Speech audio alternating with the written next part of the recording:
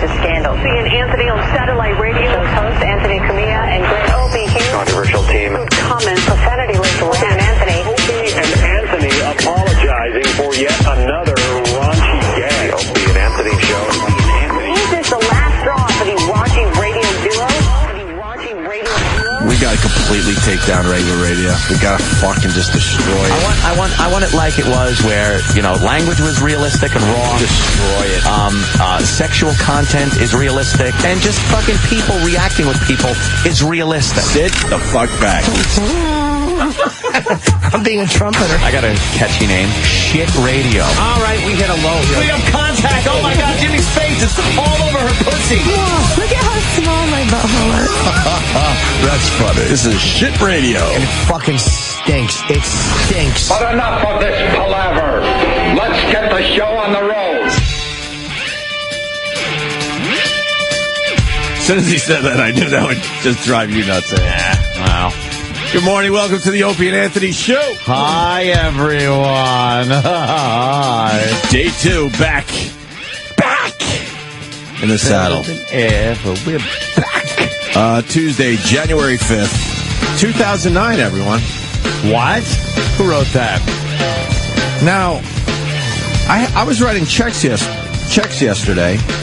Do you write, like today's date is January 5th, 2010. Yeah. Do you write 1-5-10? It just doesn't look right. Yeah, you just write 10. You do, right? Yeah. The good thing is, if you screw up and you write the O, like 09, right? You go like, you could always just slip the 1 in there.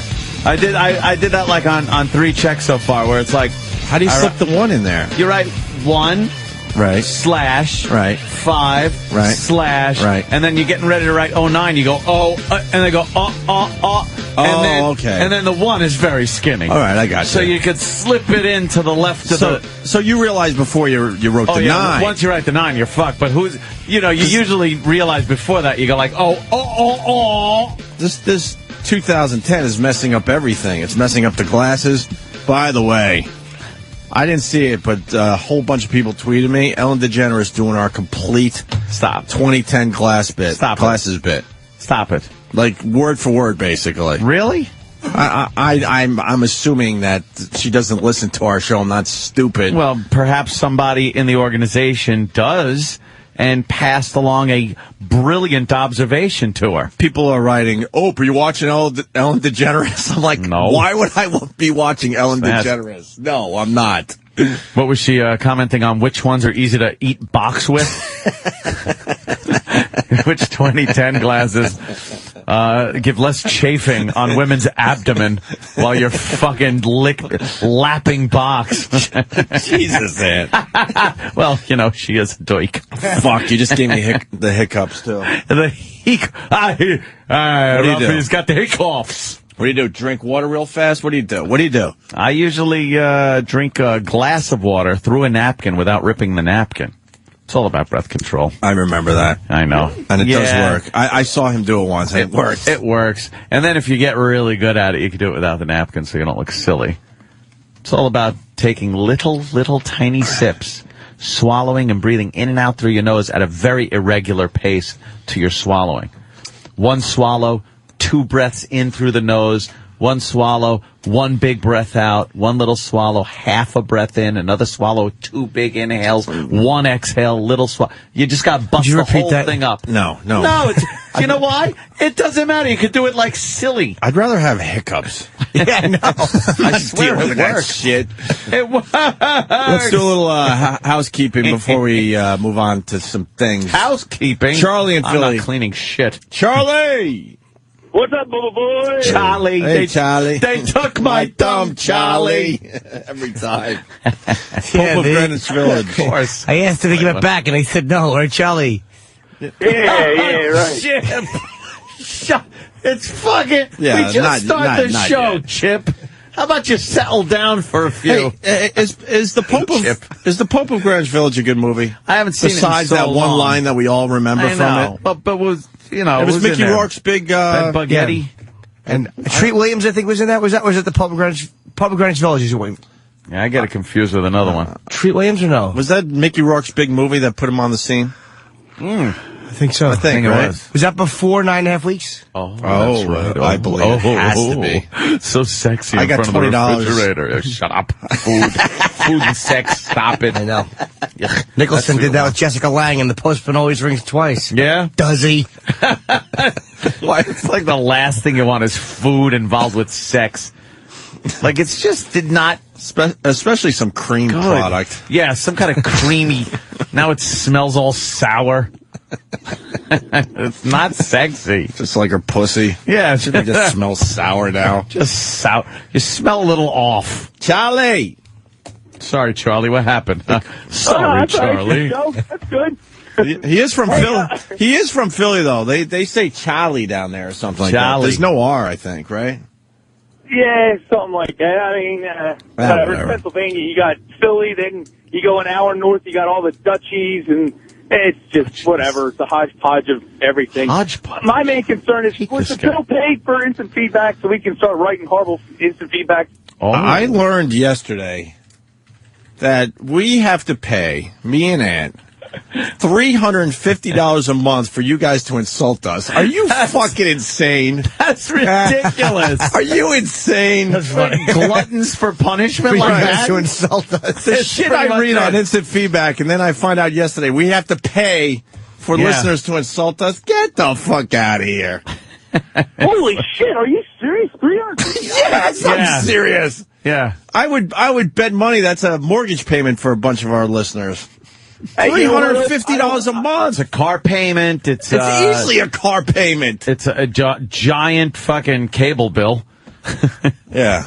I don't blame you, Ope. I'll sit on hold for an hour next time. That's okay. I agree. I wouldn't pay that fucking bill either. Well, you know what? I got my Twitter open. Anthony checks his Twitter. Anthony's got his thing over there for feedback. We got to figure it out. But $350 a month. I don't know what the hell's going on because well, let's just say this. I don't really know if we're making money anymore.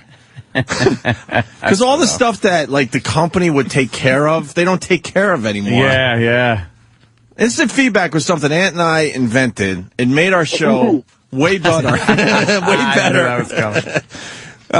Made the show way better as far as listeners interacting with the radio show. Yeah. It really was like a James Cameron thing. State-of-the-art shit. Oh, state-of-the-art. Well, you know, before that, all you had was the phone, which was pretty much impossible to get through on, especially at a music station where we were the originally. big wood phone that I finally broke. The big wooden phone. Or the fax machine with the curled up paper that would just fall on the floor. Yeah. The curly Q paper that you'd never read anyway. Instant feedback was like, look, the listeners can give us feedback instantly. Yeah.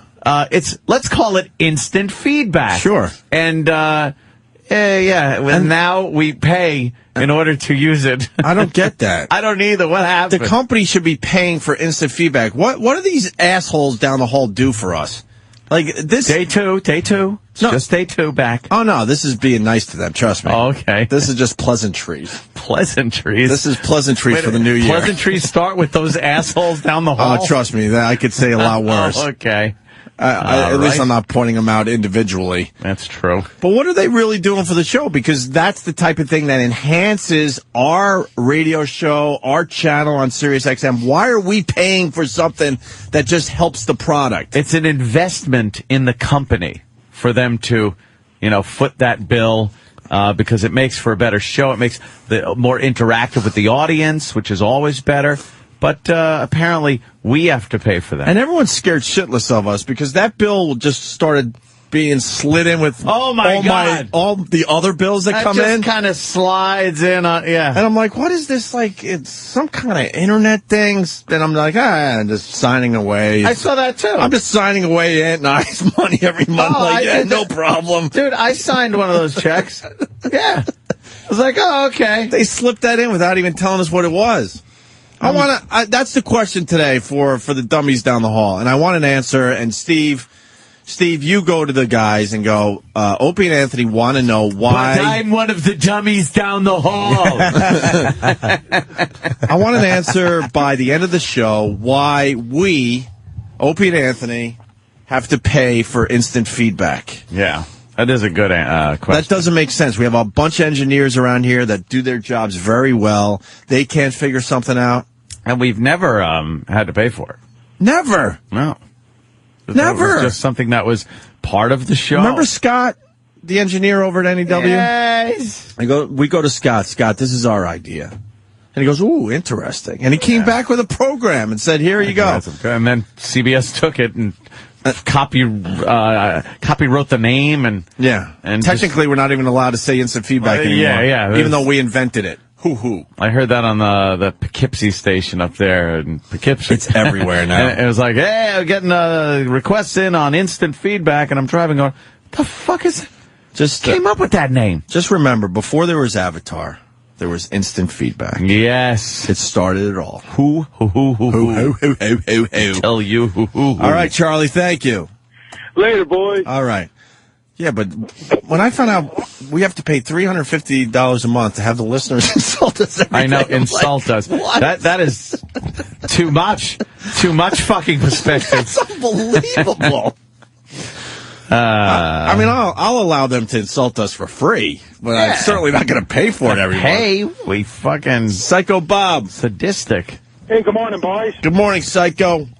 Hey, I think we should have a telethon to save instant feedback. And if you can't get Jerry Lewis, I think it should be hosted by Ted Scheckler. Punching out. You couldn't punch out of that, No, sir. it was way too late. Crater. I smell the jet fuel. I smell the burning bodies. Don't drag Ted into that mess. No. Yes. Speaking of Avatar, I'm amazed. I'm the first person from the show to see the movie. I'm usually late to you? I'm late to the party usually with movies, with the big movies. Well, I don't go to the movies anymore. I will not be seen in a movie theater. Even you got to go to IMAX. No. You got to go to IMAX, get the giant glasses. Do that. I'll have 3D home. glasses. Do that at home. I'll wear my funny glasses at home. Can you do it at home? I was wondering about this Avatar when this thing comes out on DVD. What are they giving you? 3D copy. Will they? Yeah. And then you can watch it on your TV? Sure. It's as easy as that? Yup. No, really? Yeah, you just need the glasses, and then they have the little offset version of it. Well, I wrote that Avatar was simply amazing, and then everyone beats me up. Oh, wow. It's like, why are you beating me up? The movie's made $1 billion. It's doing something. Yes, something's But happening people then there. write me back like it's like it's a hack movie or something. It's Avatar and it's made $1 billion in 3 weeks. I think something is happening where if I write simply amazing, I'm not that far off. You fucking assholes. Oh, it's hack, predictable. No way, man. I hated it. I'd rather do this. I'd rather do that. Like, someone will find anything to be a piece of shit. I understand that, maybe it's not your cup of tea, but to say that it's just a hacky movie and you're just going to push it aside is ridiculous. Blu-ray disc associate, a Blu-ray, a movie going to be an overwhelming preference for 3D. So it's going to come out on Blu-ray in 3D. Wow. Danny, comment. I didn't read the whole thing about it, but apparently, there'll be updates to your current Blu-ray players or whatever and then when they start making the 3D Blu-rays, it'll just be compatible with your player. Nice. Really? It's supposed to be. I think it's announced at CES. But you're going to need a 3D TV. Ew. What? Yeah, that's the next thing, is 3D TVs. What? But what about... Because it's got to alternate between the lines of resolution, I believe. Isn't that how 3D works? I don't know. It's like each one... I just know you put the glasses on and it looks cool. I have no idea. I don't need to know how they do it. How the fuck how it works. it's made. I don't care. Give me the big goofy glasses. I want to see some shit floating in front of my eyes. I just remember seeing Captain EO in 3D. Oh, yeah. Wow, it scared me. I saw Friday the 13th, Part 3. Oh, that was Part 3D. In 3D, yeah. Yes. I remember Jason threw a spear, and I remember... Did he? In one, yeah, he threw a spear at somebody. What's going on under that mask? Exactly.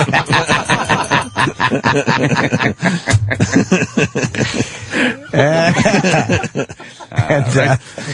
it was I don't remember my thought, but They were very obvious 3D effects that they would do, because Jaws 3D was the same thing. Like, there would just be, for no reason at all, a big fishing pole in your face. It was funny because I was just watching a documentary about Friday the 13th, and like multiple 3D shots in that movie. It was just like a string that was attached to the camera, and then something going from the string down the line towards the camera. That was the big 3D shot. Oh, really? Like what? Like they had like a rock or something coming on it.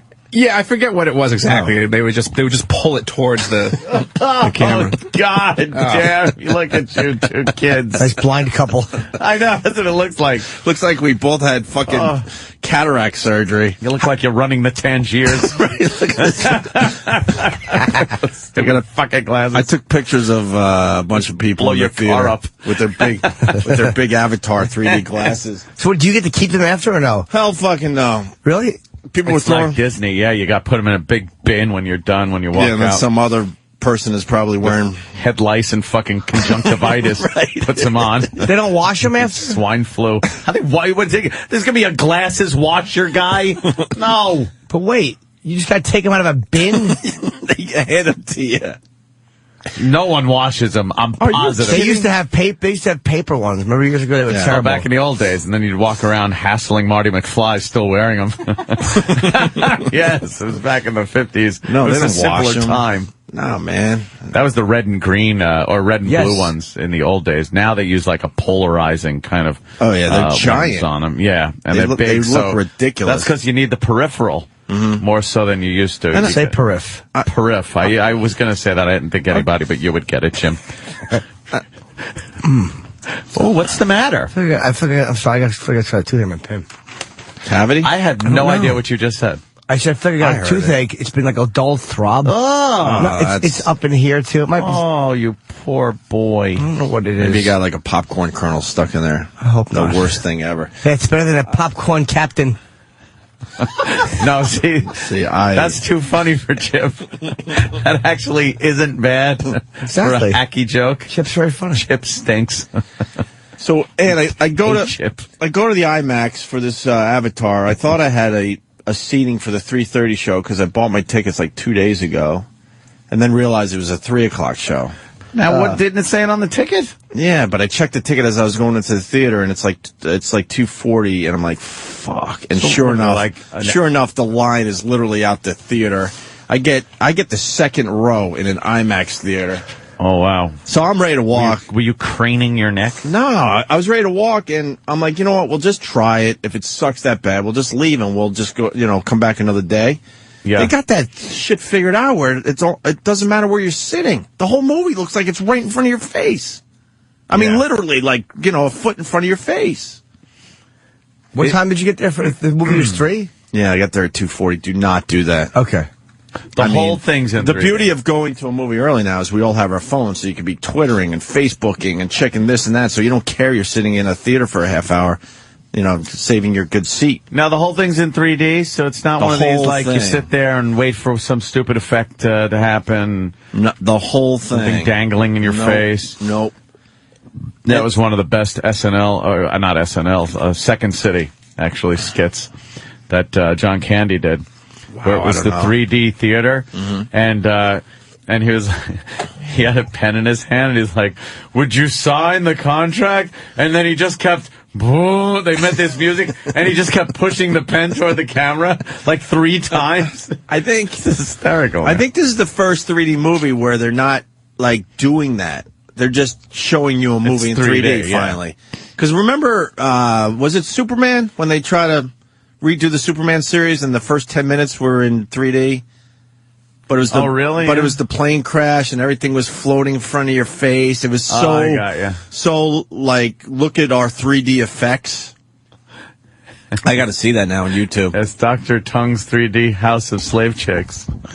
God, how do you remember that? SCTV. Was Candy funny on that? Yeah, that something that was a kind of a you had to watch it. It was one of those shows back in the day. I'm a huge John Candy fan, but I never definitely watch SCTV. I don't think I remember any of his skits from SCTV. Everyone in the show too. Like there's not one person that was on SCTV that you didn't That was know. a dud? That's Eugene Levy. Sure. Wow. to the left. Sure. And then he would just do this. Look at these. It's like the 3D effect. They just rock back and forth toward the camera. You know what? I forgot. They used to put the dot on saying, now put your glasses on now. There was a dot that made you, in movies, because they would make you put the glasses on just for an effect, and then you take the fucking glasses back off. Right, I forgot about that. In the old day of 3D movies. Can Avatar be shown at home though in 3D? Like, will they be able to pull that off with big TVs and glasses if you have it dark? Well, apparently Travis says now we need 3D TV, so Travis knows everything. You know what? Well, unless they're going to do it with the red and blue glasses. Like, they still release movies like that, like the Polar Express and Coraline and all that. Those are in 3D. Look, what does Avatar look like when you take the glasses off? Well, it's a little slightly. Isn't it a double image? Yeah, it's slightly blurry. Just show the fucking double image. Burn the disc to a double image. And that's all it would do? And then look at it. And with the glasses, I assume it would work, but I think they're alternating. You need a special Blu-ray player for the double image thing, which they're making. Yeah, that's what I mean. So you're either going to have to buy a new Blu-ray player, or the PS3 has a software update. But I'm thinking a Blu-ray player, but then you don't need a new television. Yeah, you do, because the circuitry is different. No one's buying a new TV to watch Avatar at home. Who's buying a new TV just to watch Avatar? Can they show it without it being in 3D? Yeah, you can go to the theater and watch it without it being in 3D. Okay, so that, no, you know what? The movie without the 3D shit will look great. Yeah. A nice high-def copy of this at home would look great. It's like when you look at the trailer on TV. It's not, there you go. 3D. There you go. Right, exactly. It's what it's going to look like. I want to see it in 3 dimensions. And they're doing something with 3D because I get the stupid motion sickness with that 3D flying shit. Oh, you really? And I was fine, man. I was completely fine. Yeah, I'm no shaky cam. I'm a fucking pussy when it comes to that shit. But were there those rides where the Disney rides and like Soarin'? Oh, I would love to. I love Soarin'. I would love to enjoy that, but I'd fucking get a upset tummy. Feels like you're flying and you lift your feet up because it's like, oh my God, I'm going to hit the trees going over the golf course. Yeah, it's amazing. Disney. It's amazing. Yeah. So, but Avatar fucking rocked. And I was telling Ann also this morning, I remember, I'm going to age myself here, but I remember going to see Star Wars. My now brother-in-law took me when he was dating my sister. Jesus Christ. My Uncle Joe took me. And now they have like a 21-year-old kid. Holy shit, how old am I? Wow. 30? 30. And I remember thinking, oh my God, Star Wars, they will never make movies better than this. Yeah. And I went to bed last night going, holy shit, Avatar, they're never going to make movies that look better than this. And then they figure it out somehow. You think they're going to be able to? They have to, right? Yeah, they just have to keep better. Because as soon as we stop moving forward, that's when this whole thing ends for everybody. It's got to be a point where it's just complete immersion in the movie. How does it get better than Avatar? And I know I probably said this as a tiny little kid when Star Wars is out. How does it get better than Star Wars? But how are they going to make it better than Avatar? Where you're sitting in the fucking movie, where you look around and wherever you're fucking looking, you're in the movie. That would sometimes there's shit happening behind you. You got to see this movie twice because you got to look over your shoulder at a certain part. Yeah, and then now you're on to something. Like that would be fucked up. Total immersion in the movie. That would be something. Yeah, that's something I'm working on. What the fuck I'm talking about? Holograms like that, like where you're living it. Yeah, they'll have TVs like that. And the everything. holodeck. Alternate. You'll be able to affect them eventually. I bet you're able to affect it. There'll be 3 or 4 different options where movies can go, and you can have an effect on them somehow. Like the comic book from Big. I don't remember that. I'm right. Of course you don't. I just love the part where him and Robert Loge are dancing on the piano. Oh, it's one of my favorite. That's a nice moment. Right? Break a hip, Robert Loge. I think. Is he dead? Yes, he is. A banana. He's alive. I think James Cameron fucked it up for everybody. I don't know how these movie makers now go and make some kind of action movie without this technology. Well, that's good because Lucas fucked it all up with the Star Wars. He kind of, space movies were, 2001 looked pretty cool. They got away with it there. Mm-hmm. But then, after Star Wars, it was like, you can't just have George some wacky Lucas ship on a string. Yeah, George Lucas and his stupid models. The making of Star Wars. Well, what we did was we spent 20 years making these models. Yeah. and we track it with a camera motion tracking, and then we add in space and lights and this and shadows and planets and layer it all on top of each other. People are like, what happened to the string in the rocket ship? I started this movie as my 6th grade project. Yeah. I'm now 50 years old, and I'm about to release it. And he's been fucking riding it ever since. No kidding. I thought, I thought, like, when I first saw The Wrath of Khan. Yeah. Wrath of Khan. I thought that was like, holy shit, look at the Enterprise. It looks amazing. And the battle scenes I thought were fantastic. And then you watch the new Star Trek, and you're just like, holy shit. Yeah, I'm going to watch that tonight. It looks unbelievable. Now, Buck Rogers in the 25th century. That's 1935. And they did always yell, Buck Rogers in the 25th century, an interplanetary battle with the Tiger Men of Mars. Adapted from the great newspaper feature, Buck Rogers. The Tiger Men from Mars. Tiger Men from Mars. What is that? You know what? If you lived during that era, I bet you said it'll never get better than this. What a queer he looked like. Dr. Hugh, the greatest scientist and inventor of the 25th century. What the fuck is that? This is so bad. We're watching a little Buck Rogers in the 25th century. And he's got all kinds of gadgets. They're just in a room. Is that a chick? Yeah. She looks like America's sweetheart, Mary Pickford. You can't tell if they're chicks back then. Yes. They got everything fucking taped down. Tragically, her uterus was pulled out by Fatty Arbuckle. Him and that darn Coke bottle. Is there actually dialogue? Oh, this is great. Interplanetary. Well, hello, Buck, old boy. Yes, you know, I was telling Wilma about this ship. How it's going to revolutionize our entire warfare in the interplanetary spaces. You know, Buck, this ship has the new super soaker. I'd like to try that out in space. Well, Buck, it's going to work. And say, Buck, how was that new magnetic ray? I tried it this morning, Doctor. It's wonderful. It works just fine. Why, it'll hold an enemy ship fixed and help us in space, just as though it were tied to mine. I only wish all our ships had that ray. Well, Buck, Quick, Buck, the interplanetary code message is coming through. Doctor, decode it. Why, Buck, it's from the golden city on Mars. Tiger Men of Mars attacking Earth. King Grollo in command. X-1419C. Signed, Buddy Deering. Why, Buck, it's from Buddy. Those ferocious Tiger Men are attacking again.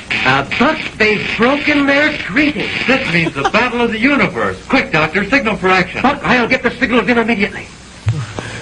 Holy shit, this could be the Signal best Chang thing Fu ever. to take command of the Eastern Forces. Signal Commander Langhurst to take command of the Western Forces. Have both commanders meet me in battle formation on the Jupiter-Uranus route. 247 KB. Warn all planets in our alliance. Quick, Wilma, into the rocket ship. Goodbye, Doctor. The rocket ship. Goodbye. Goodbye. Can you pause it? This is what people had to fucking deal with. You just saw Avatar, dude. Okay. You just saw Avatar. This is what the shit people dealt with. This is 75 years ago. But there's no excuse for the terrible 75 years story ago. and the terrible acting. Like the graphics. Well, he looks like this guy he looks like he did Shakespeare on a stage, the one guy. And now he's with these two dummies. Oh, my. We'll have to alert the Western forces. Like, the acting is horrible. Oh, Louis Beans. You want more? Yes. Oh, I think more. this is I fast. want 90 minutes of this. Oh, another message. War. I never expected those fierce Tiger Men of Mars to attack Earth. Attacked?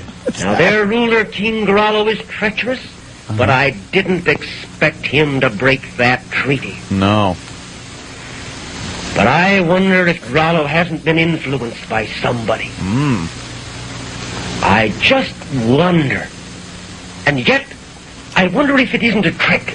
I wonder if Grollo isn't going to turn and attack Venus. What I must do is to make a Cosmo radio photograph and get a picture of the war arrow on Mars. I will tune in on the sound Emperor's effect Palace is of Mars and see where the war arrow points. This is just like Star Trek, Yes? right, Ant? Oh, it's The great. war Yeah. arrow Yeah. points to Earth. Oh. It's true. The tiger men are coming. If Lucky Buddy Deering found out about this, for now we'll be ready to meet them. For now. Every gadget makes Now that I fart must look sound. into my cosmic radio television.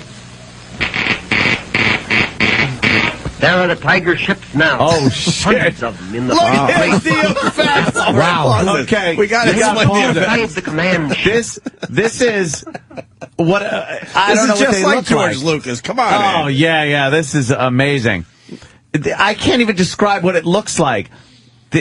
It's just a bunch of what look like Christmas ornaments flying into the camera. Yeah, what are they? They're like rocket ships, oldie time rocket ships with fins and points, and they're multi color, but it's black and white, and they're just flying toward the camera on strings. Do you understand this is a movie with 3 people in it? This is how bad this is. The doctor is doing the worst thing in a film, which is telling you thoughts out loud. Yeah. Here's what I must do, as opposed to speaking to another actor. I'll just talk to myself randomly like an asshole, which nobody does. Well, I wonder. Do you? I wonder. I've never said that. You don't have to say that. You just wonder. Right, exactly. This is great. This is like oldie time radio serials we're doing. Thank God for Brando. Oh, well, this is answering my question, because someday people are going to look back at Avatar and go, "Oh my God, what a piece of shit! Jeez, Look how stupid this looks." When did they get to the point where they could act? I don't. What year was this? 35. 35? Okay, by 39, The Wizard of Oz came out. There's some pretty bad acting in that, but, I mean, it was... At least they were kind of getting the hang of it. Gone with the Wind was, 39 again? Well, and I think what happened was everyone was used to this shit on radio. Yeah. So just to see it. Our show? Yeah, exactly. I just heard this shit on radio. and then it was just to see it. If you were living back then, went, was holy amazing. crap, wow, I could see this show that I've been listening to on radio for so long. So it didn't really matter. Well, boss, I like to see me a flicker show. Flicker show. Yes, I knew he was thinking that. And then the novelty wore off, and then that, to answer your question, then they had to get some real acting going on to keep people's interest. But at first it didn't matter, because you were just amazed you were seeing pictures. Yeah, you're sitting there seeing, moving pictures, just freaking out. Right. Oh. Want to go back to this? Yeah, let's see what happens. There are the tiger ships now. Hundreds of them in the 5th radius. Battlers, cruisers.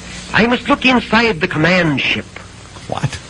It's King Grollo in command. Oh, no. The mightiest of the Martians. Cruel, scientific. All right. Looks like a cast member from I'll Cats. penetrate this ship and see who's inside. It's Killer Kane and Ardela. Those arch traitors. How could he look into the I might have ships? known that they'd be back of this attack on Earth. There goes Buck. Good luck, Buck. Buck's ship The Earth is a piece of fleet shit. right It really is behind awful. you. There's Langhurst. Powerful ships, those. Go after 'em, boys. Go after 'em. Go get him. Oh, he's Tiger ships farting are again. lining up now. Why is he Here come the explaining Earth it? ships. This is the battle Why, there's scene? something wrong Can't here. even tell. Where's Buck? Buck Where's isn't in Buck? command. I just Oh, want to no. hear. I want to hear I Buck don't talk again. understand. Come on, Buck, talk. Killer Kane is after Buck. Another trick Okay. of Killer Kane. The ship. Well, hold on. The ship. They were having some kind of a dogfight in space, but it looked like both of the ship's strings got tangled, and they were just spinning around each other. And then one of them blew up with a firecracker. I guess it was too expensive to have a take 2. Yeah. Why bother? Yeah. Well, the director, did you see at the beginning? The director was One Take McGillicuddy. That is his name? What a coincidence. The guy's tripping over lines. They're attacking. Good enough for a space commander. Unbelievable. We aren't using the flash rays. This is terrible. It certainly is. Paralysis ray, Buck. You've got to get above him, Buck. you've got to get above him. Buck, you've got to get in position for that magnetic ray. Oh, there's the flash ray. Our men are using it now.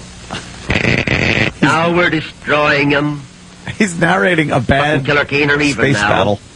Get above him, Buck. Come on, Buck. Get above him, Buck.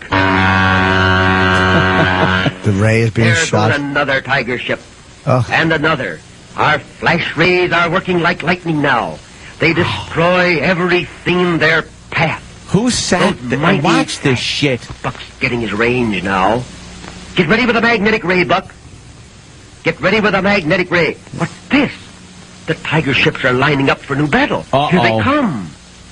Why, they're retreating. They're going back to Mars. But they couldn't stand the flash ray. Yeah, I can't either. That sound.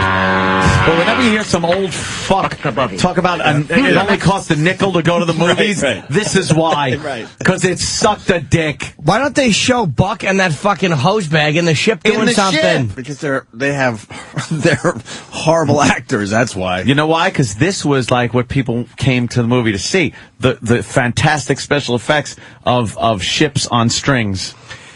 See, they back then they were doing, like you said, radio acting on television because people didn't know how to act on TV because they just didn't know yet. movies. Yeah, to convey you have a visual medium. So you don't need this fucking doctor narrating every thing you're watching. But they didn't know that, I guess. It does explain why Brando just wanted to cut all their throats. Oh, yeah. Yeah, he kind of made the break from that stupid acting. All right, let's What's going to happen? We have to know. All right, sure. Yeah, we got one more minute left Yeah, in it's this just scene. a minute. I want to hear Buck Rogers talking. Oh, I know. please, God. Come on. Magnetic ray now, Buck. Quick with that ray. Oh. Now's your time, Buck. Why don't you use it? Buck, your asshole. Oh, Buck. Quick. Buck, banana, The battle's banana. over. What? Bring Kane to Earth, Buck. Oh, he's got Now an I'll attractor tune into beam. Buck's rocket ship. Oh, here we go. Oh, there's Buck. Buck wasn't at a battle. Captain Buck Rogers calling Earth. Captain Buck Rogers calling Earth. The Tiger men are defeated. They are in full rout and are turned back to Mars. Have captured Killer Kane and Ardela. Have them in the grip of the magnetic ray and are bringing them to Earth. XC 497R. Captain Buck Rogers signing off now. Captain Buck Rogers signing off. Holy shit. The end. That's it. You don't have to say the end. What That kid was the liked end Buck music. Rogers? How did a kid like Buck Rogers? Well, They sat and watched that and ate it up. it was a different time. People only lived to 32 years old. That's it. You'd go there if you had the typhus. Right. You would watch that and just be thrilled because you have the typhus. Buck, There you're has the standing there vapors. with the same cadence as Jim Neighbors, Buck. Yes. Let's say hi. Buck Rogers calling Earth. R265B9. He would just blurt out some fucking numbers. Let's say hi to Jeremy in Cleveland. Jeremy. Hey, boys, welcome back. Hey, man. What's up, buddy? Hey, that thing sounds more like a vibrator than a fart. That did sound like a vibrator. Oh, Buck, what a battle I had with that vibrator. She actually put her she put the back of her hand to her forehead when she said that too. Oh, Buck, what a battle. Well, that's what you paid for now. That's a very good question from Josh. Josh, what do you got, buddy? Hit her, Josh. Hey, morning, boys. Hey. Jimmy, want to know, do these actors know what to do with their hands while they're acting? No, because if they did, they would be putting guns in their own mouths. Or choking each other. The lack of acting chops. Or you'd be hearing this with the script. Oh, no. I'm the guy talking and not Buck. I don't have a script anymore. R6B2129. Let's go to Chuck in Boston. Chuck. Hey, good morning, boys. Good morning. Hey, that doctor in the Buck Rogers serial sounds quite a bit like Steve Carlisi. Did he? I didn't think he did. Oh, Let's say hi to Matt in Virginia. He was a little more interesting. Yeah. Yes, there's a battle raging. Yes. Quick, Buck. Use your laser ray. Click on the link, Buck. Quick buck, pitch a guest will never get. Yes. Yes. Abraham Lincoln is available. Do you want to talk to him on the Intergalactic Radio Show? Intergalactic. Yes. There's a young go-getter named Adolf Hitler. He wants to come in.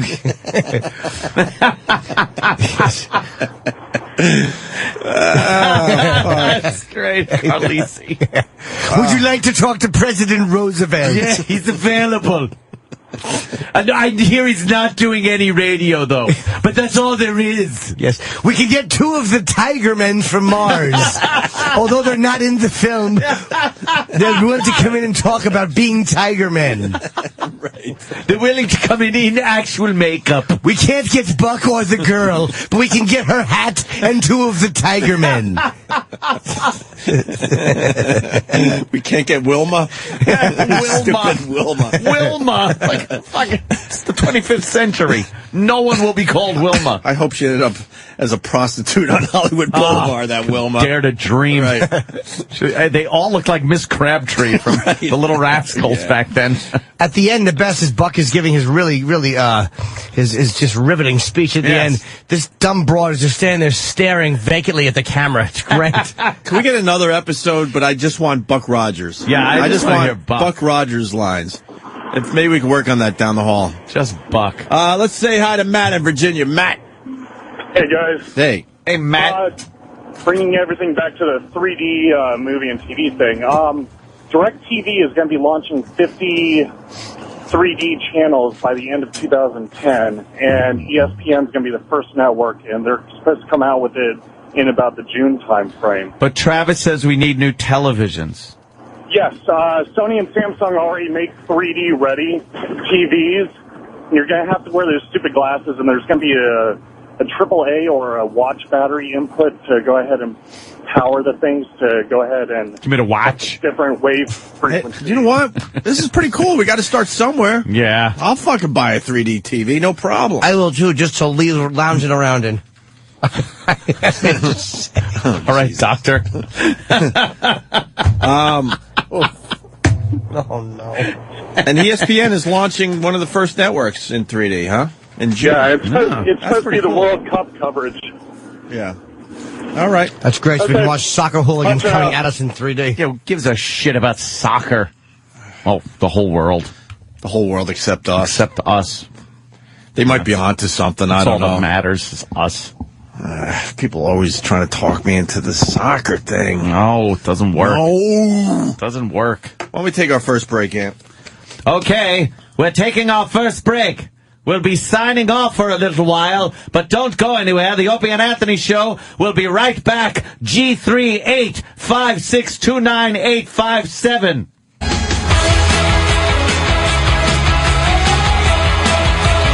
Opie and Anthony on your radio dial. On your radio dial.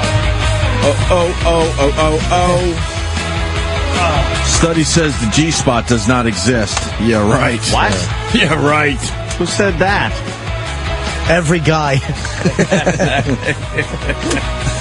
Yeah, right. Can't find it. Good morning. Steve from Bayshore. What is this?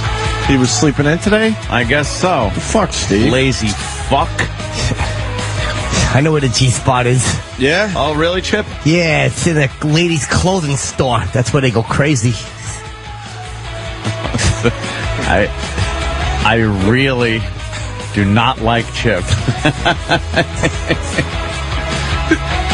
You know, Ted Sheckler's a bit endearing. Mm-hmm. He's got a soft side. He's kind of naive and innocent in a certain way. We've warmed up to Uncle Paul, believe it or Uncle not. Paul is a Man, I used to hate Uncle Paul. sick piece of shit, but, you know, Right. he's what he is. And Chip, I hate Chip.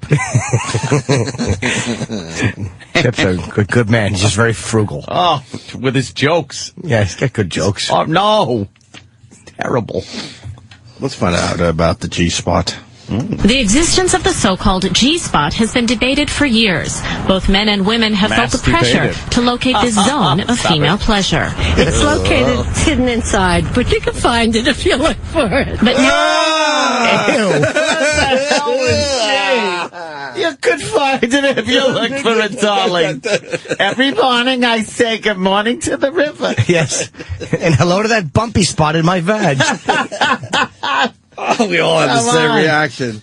Shut up, you old hag. You know what I do to old ladies? I give it to them in the G-spot. Let them roll around coming it over. Fuck. I gotta hear her again. Men and women have felt the pressure to locate this zone of female pleasure. It's located, it's hidden inside, but you can find it if you look for it. But now... If you look for it, like your car keys. They found Hazel. Yeah, what is she? Remember Hazel? Hazel. Okay, Mr. B. That's the voice, right? She should just not be talking about the G-spot. But now a British study of more than 1,800 women claims there's no physical evidence that the sexual hotspot exists. All right, the study British. says if a woman claims to have a G-spot, it's only because she thinks she has one. We're passing over something, though. Yeah. Some guys got some funding to get 1,800 women to come in so they could poke around. So they could diddle their G-spots and then say there isn't one. No, I haven't found one, no. These stupid fucking... First of all, Brits are known for just, not being very good lovers around the world. Sorry. If you're an English guy out there, whatever. But you're not known as being the big, lover. The French, the Italians, things like that. The French are known for being, romance. They're all about the love. Yeah, the Spanish, Spaniard. They have big hogs, right? Big unclipped cocks.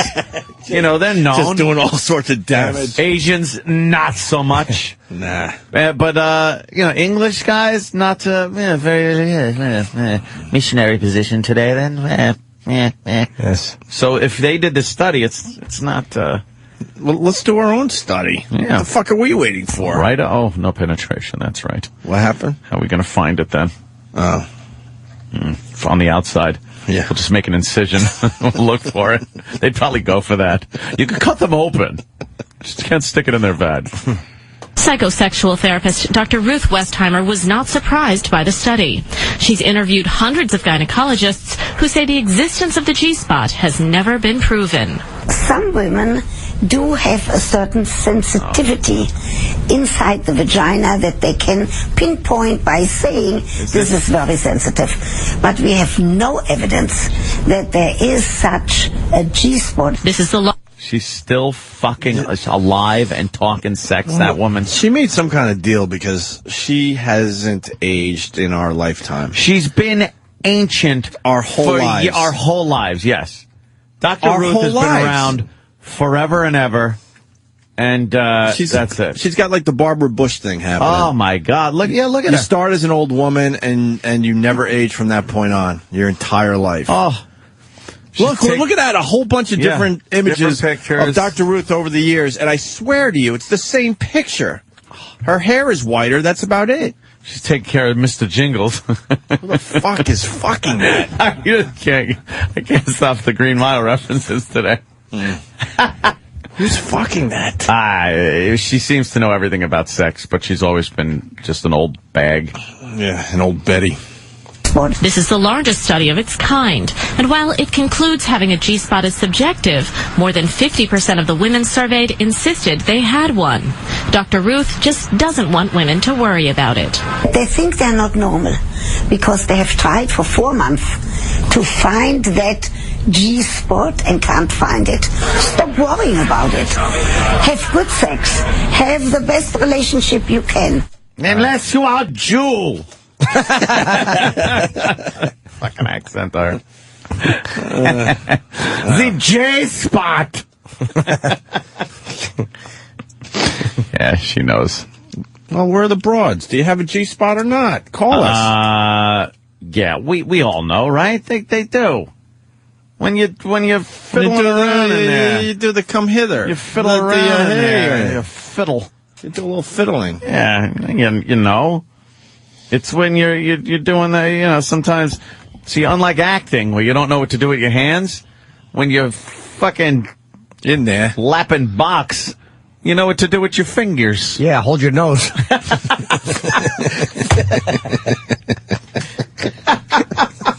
Is there anything worse than a smelly box? Oh my God. They all have their own unique fragrances, I'm sure, like balls do, Yeah. I'm sure a chick isn't like, wow, every set of balls is like a rose. You're down there and you're like, I'm supposed to enjoy this? Well, yeah. No, when it's a smelly one, holy crap. But it's, And where's the joy in this right now? One girl told me my balls smell like a ham and Munster on wheat. That was left out in the sun.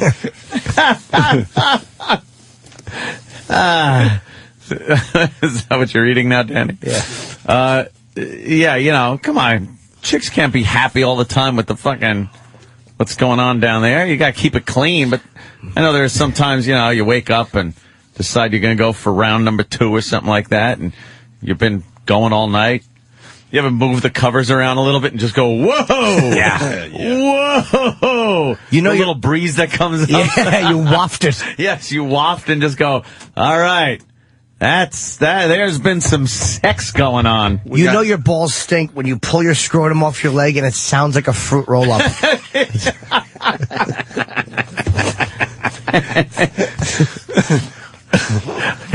Or you get slight discoloration on your undies.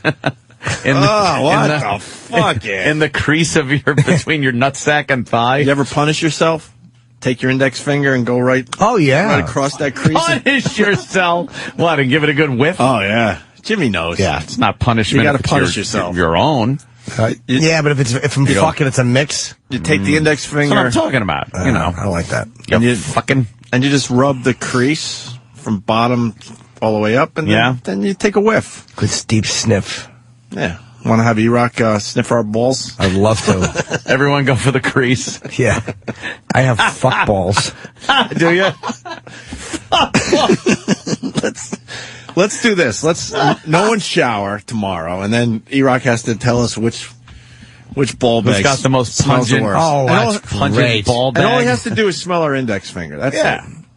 Yeah, we'll give it a good rub-a-dub-dub. That's the best idea ever. We won't go full homo on this one. I'm gonna fucking just jack it and let the jizz pool up in between my thigh and ball bag. Just leave it there. I'm gonna run on the treadmill. I'm going to eat bad food and then take the kind of shit. You know how you take a shit and it sounds like that Roman stomach if the Tiberius Caesar opened it with a sword?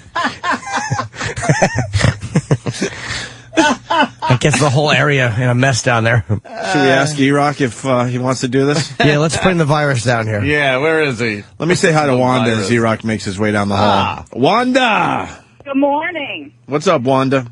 So, yeah, we have a G-spot. It's called a clitoris.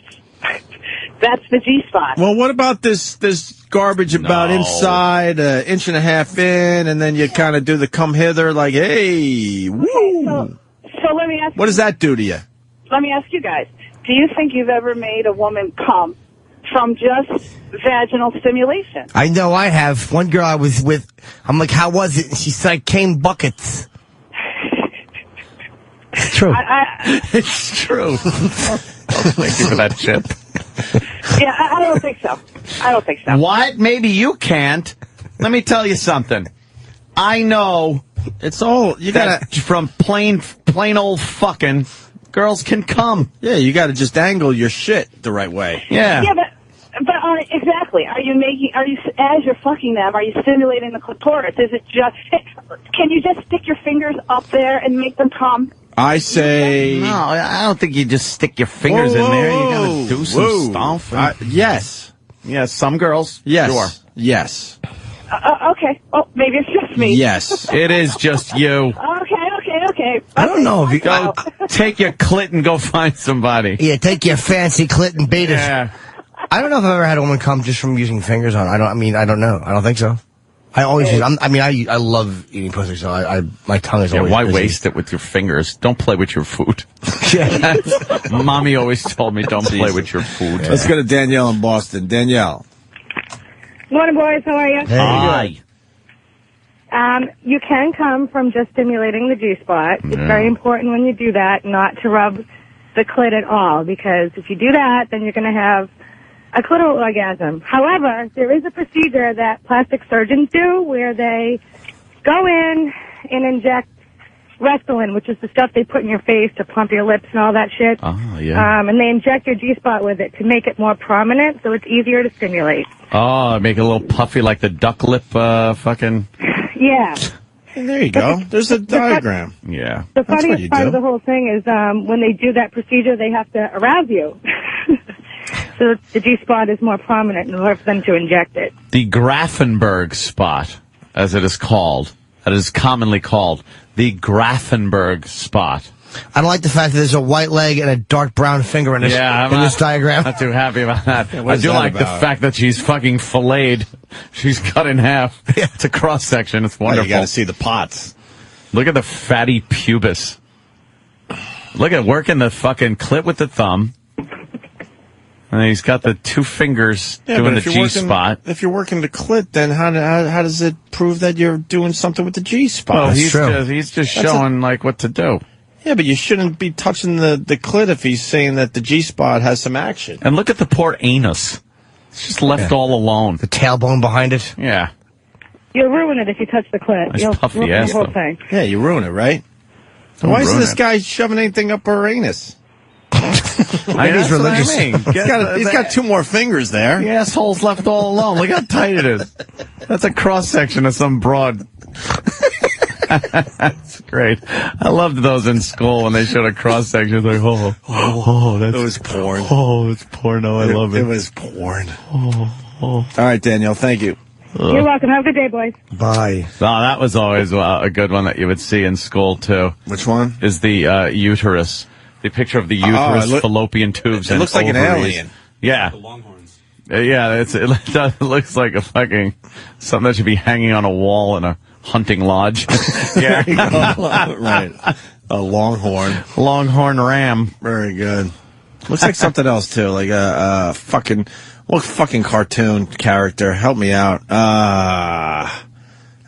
Vagina Man? Bugs Cunty? Daffy Cunt? Let's see. We'll get more. Ron and Bayonne. Psycho pussy. Jesus. Yosemite Clam. Steve from Bayshore. Pepe Le Pew.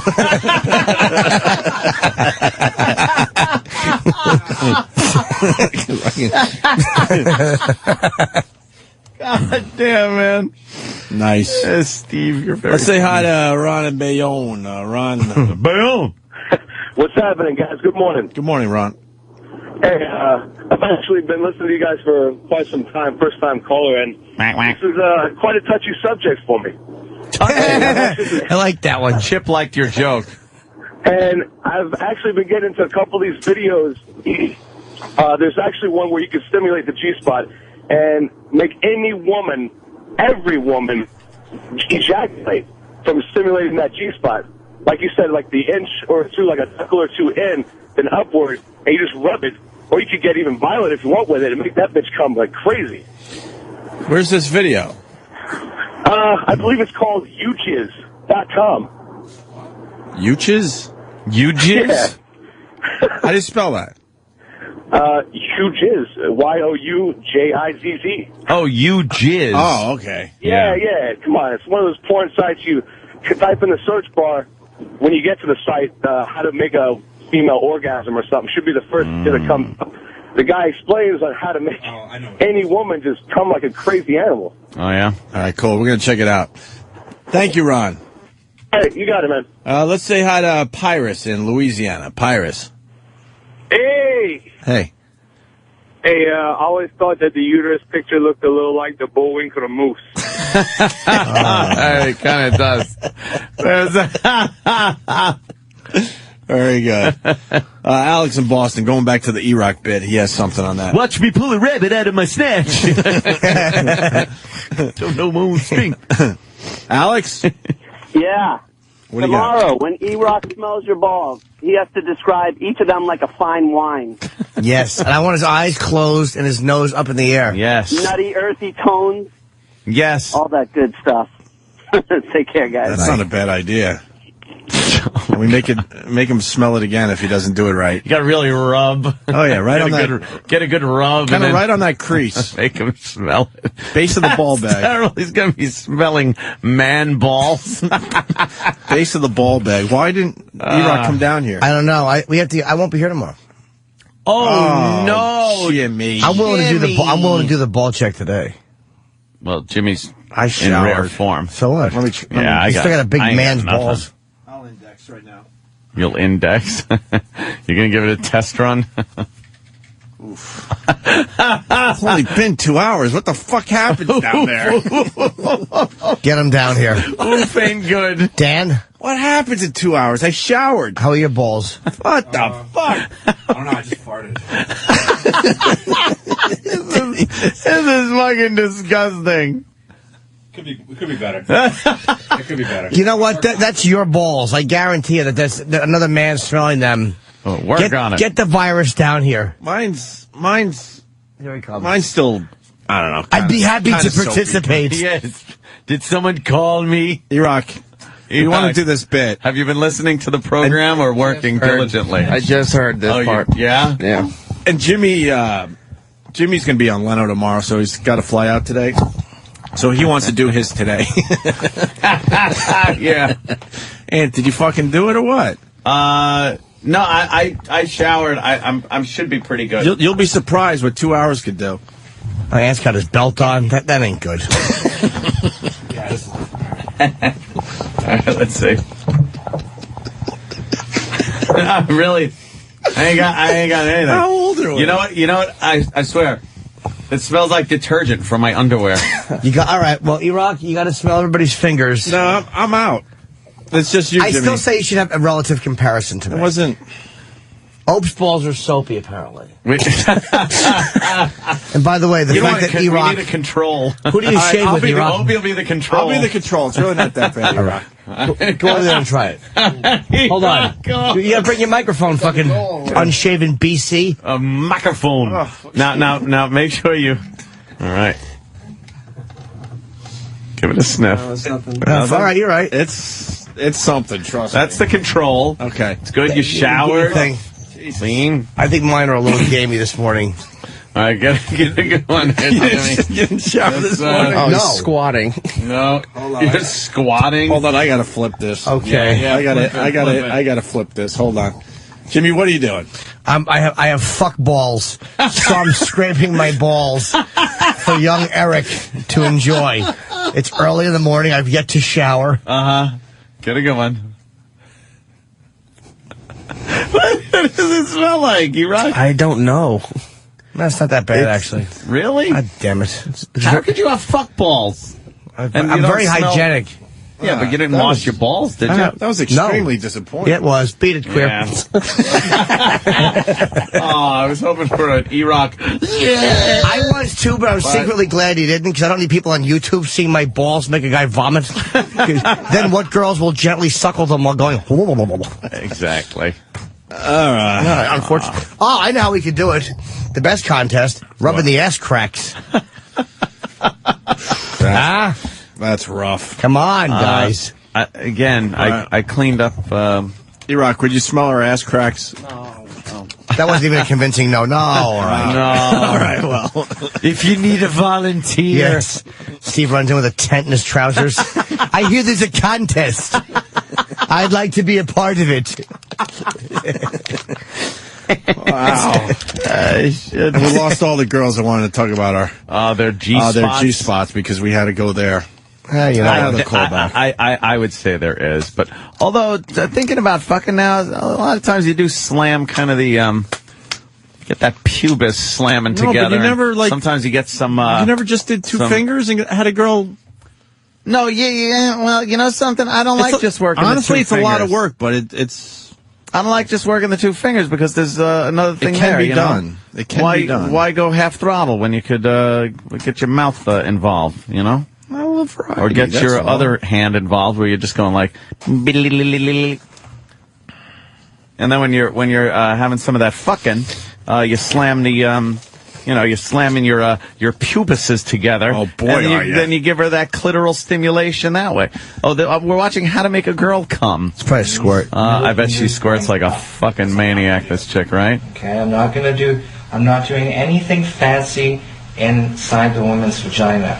I'm just going. Sounds like a serial killer. Okay. Yeah. Oh boy.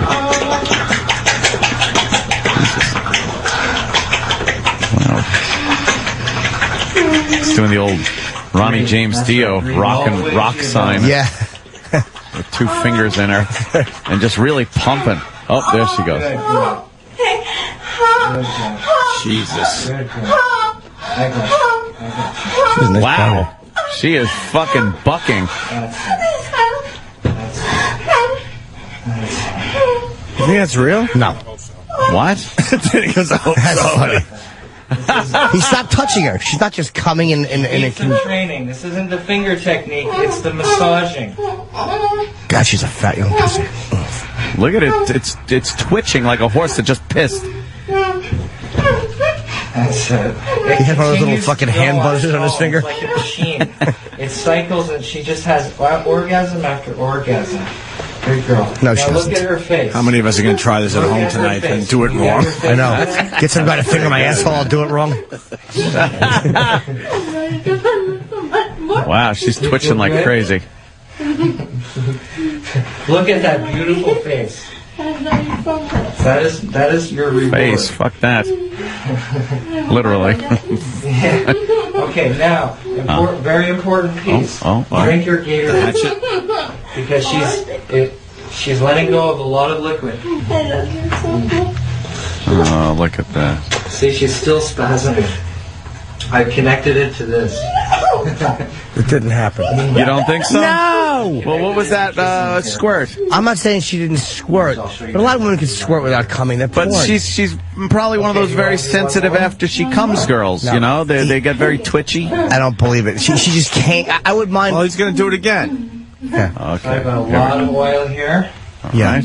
Got his fingers in. Go again. He's jerking Now, when you're upwards. in there, it's going to feel like a balloon is starting to grow and spasm inside her. That means she's ready to squirt. That's how I know it's time to remove my fingers. It's almost like she pushes my fingers out. Oh, how about that?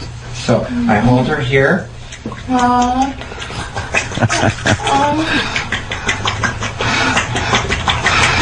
Good job. Good job. Hold it in as long as you can. Hold it in as long as you can. Okay. Good girl. I'm just holding her clit.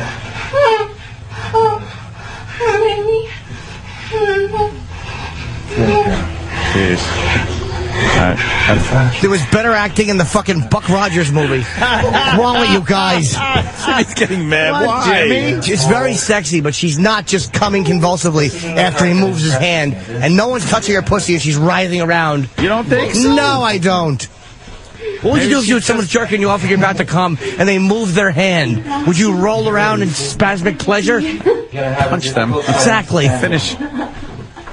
And she has hair like fucking, like Adrienne Barbeau in the fucking Black Lagoon movie. Ladies and gentlemen, the world's first satisfied woman.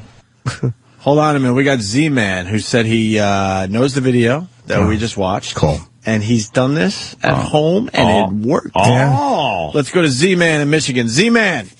Hey, guys, what's happening? Hi, Z-Man. What up, Z? Actually, it's supposed to be G-Man, but cell phones suck. Okay, G-Man.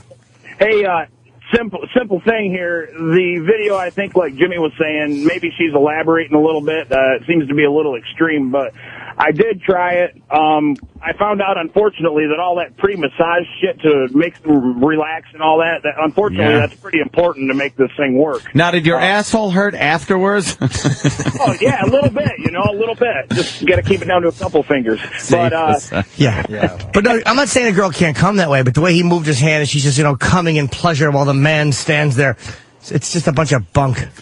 Yeah, I think Jimmy's a little jealous. Tried moving around a few different ways, and the up and down works a hell of a lot better than the in and out, but he's right. You'll feel it start to swell up in there, but the one thing he didn't really say is when she feels like she's getting ready to go, she has to push, almost like she's trying to take a piss, and I don't know if there's something else that he didn't mention, but they have to empty their bladder first, because they get too conscious of pissing all over the bed if they feel like they got to pee, so... That's two things, but anyway, I never got it to happen 25 times in a row like he did, but I did get it to happen twice in a row, and I'd been with the same girl for 10 years. Never had it happen before, tried it, and she shot about 3.5 feet. I was pretty impressed with it. Too amazing. Yeah, I'm not saying you can't squirt cum. I used to date a squirter, and I would eat her pussy, and it's very rare, a true squirter, but as she squirted, no fingers inside of her. Just me licking her clit, and it would just be like... on my chin, and literally she would leave on the bed. Like a trail. No, but dude, honest to God, I'm not exaggerating when I tell you, she would just come over and over, and she was embarrassed about it at first, but there would literally be a manhole-sized stain on the fucking bed. I'm not exaggerating when I tell you. It was the circumference of a manhole, and it was when I lived with my parents, and it was the bed my grandmother used to sleep in. I swear to God. Oh, nice. All right. Oh, shit. But she would come, I would lick her clit, and I would feel it squirting like... on Grandma's bed? On my chin. Please tell me your mom had to, do the laundry and clean up the fucking manholes. We would put towels down. When I would eat her pussy, we would put towels down. Oh, yeah. And it was very, very sexy. Towels, though. Yeah, someone's got to clean those towels. Yeah. Oh, man. On that note, have a good day, boys. Take care. All right, G-Man. I loved eating her pussy. Yeah. Fuck, man. And just having her...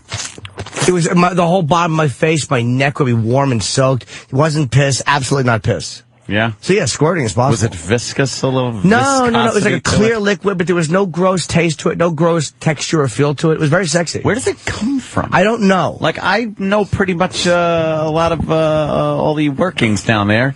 I don't know where that would come from. I don't know, but every time she did it, she would just squeeze this little weird cool flower on her lapel. Speaking of flower, you remember when Flower Tucci, I think was her name, she was in studio, and she squirted in Big A's face. Oh, sure. Fantastic. And some of that actually got on my shirt, and I just had to make sure, and it definitely... Did you lick it? Like Jimmy, it was not piss. No, it's not piss.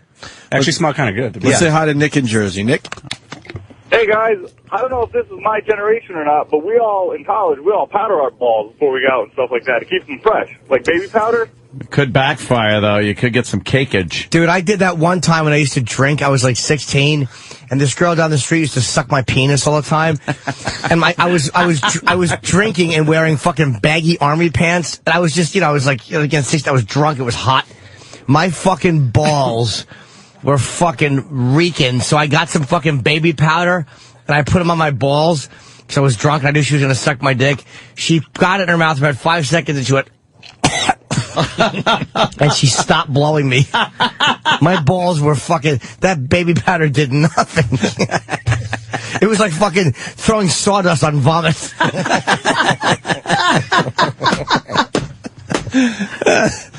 All right, sir. Thank you. Let's go to Josh, the trucker. Josh. What's going on, fellas? Hey, man. Hey, through my little experiences, I found a lot of times you can't hit a woman's G-spot. They're going to be up on their feet, squatted over you. You thrust, and they have to lean forward a little bit. What that does is that pushes it out. A lot of times that pressure, like the guy showed his hand on top of the pussy, pushing down, that puts that G-spot more prominent for the two fingers. Yeah, everyone's and an expert. You can't jab that son of a bitch. Everybody's an expert. See, here's what you got to do. You guys don't know what you're talking about. Really?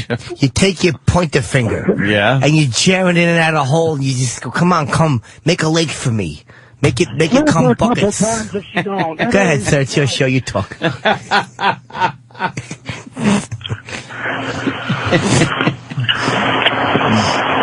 Thank you, fellas. What did he say? He goes, thank you. Thank you, fellas. Frank in Missouri. Frank. Hey, boys, love the show. Thank you, sir. Hey, man, I was being a fag the other day and watching Dr. Oz because I had nothing better to do with my life. And he was talking about the G-spot in a woman and such, and he was showing a cross-section diagram, and he was saying that the woman has what is the same as a prostate gland, which is moved back, and that is where this fluid comes from when they are squirters. Has the same as a prostate gland. Where is it? What is it called? Well, he had some big long-ass name, and I ain't smart enough to repeat it.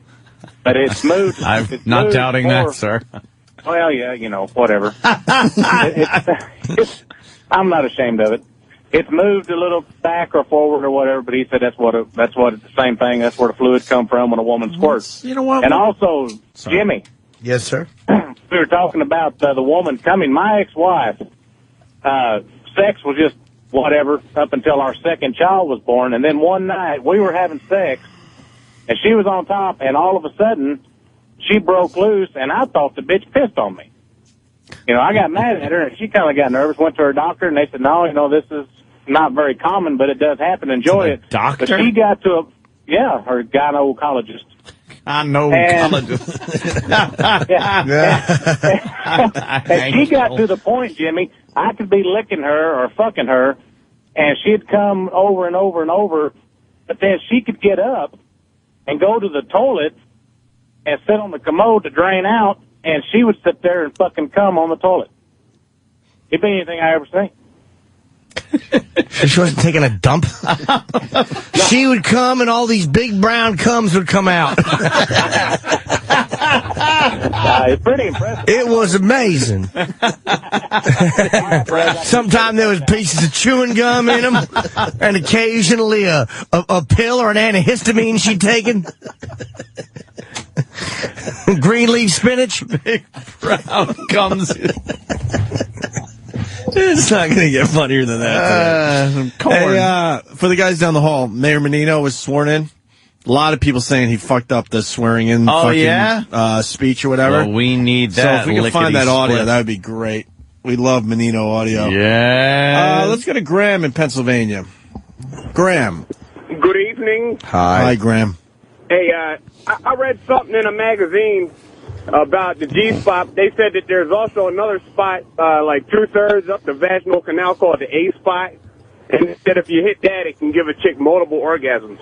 Oh, yeah? Yeah. Where do you live? The N spot? Huh?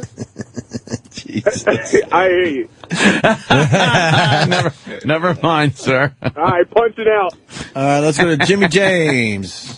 First phone call from Jimmy James in the new year. What's up, JJ? Happy New Year, fellas. Hey, right. when he's in that video, when he's finger popping the girl, it sounds like one of those old crank cars in an old Warner Brothers cartoon. Yeah, the car that goes like... It's clitty clitty bang bang. Punch it out. Fuck. All right, we'll take more of your phone calls after the break. Hopefully we'll have the Menino audio after the break if we can find it online. Yes. Before we went on a 2-week hiatus, we did that homeless thing. And a couple things, by the way. Mustard's version of Creep is being played on Alt Nation now on Sirius XM. Are you shitting me? Getting a few spins here and there. It's nice. Yeah, that's pretty cool. And Mustard also kissed Bobo. Remember that? Who could forget? I did. You forgot? Yeah. I don't blame you. Well, Sam went backstage. Oh, he did. And talked to Bobo and Mustard about their man-on-man kiss there. And now, backstage with O&A, here is Primetime Sam Roberts. I'm Primetime Sam Roberts. When we last left Opie and Anthony All-Stars, Bobo and Homeless Mustard, they were passionately making out as part of the O&A Homeless Talent Show.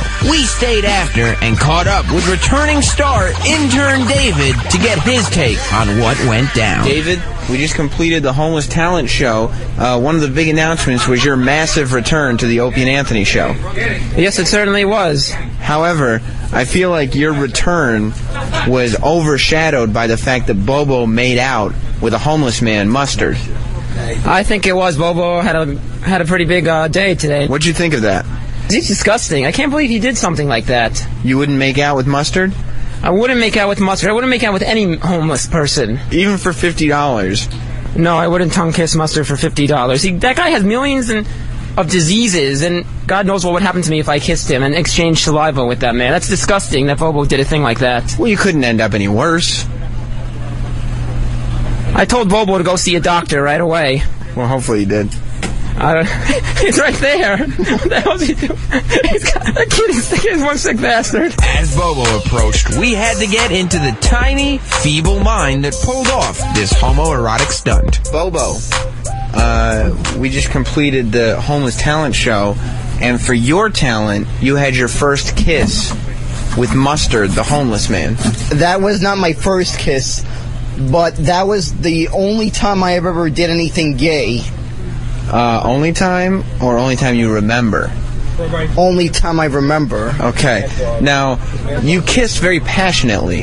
Well, I did that because that was for the troops overseas. What? That was for everybody listening all over the United States and Canada, and for those troops overseas, for all those people who are dealing with tragedy this holidays, for all those people, for all those hardworking men and women that are listening, that are really bummed out on the holidays, and they're not sure if they're going to get that big paycheck.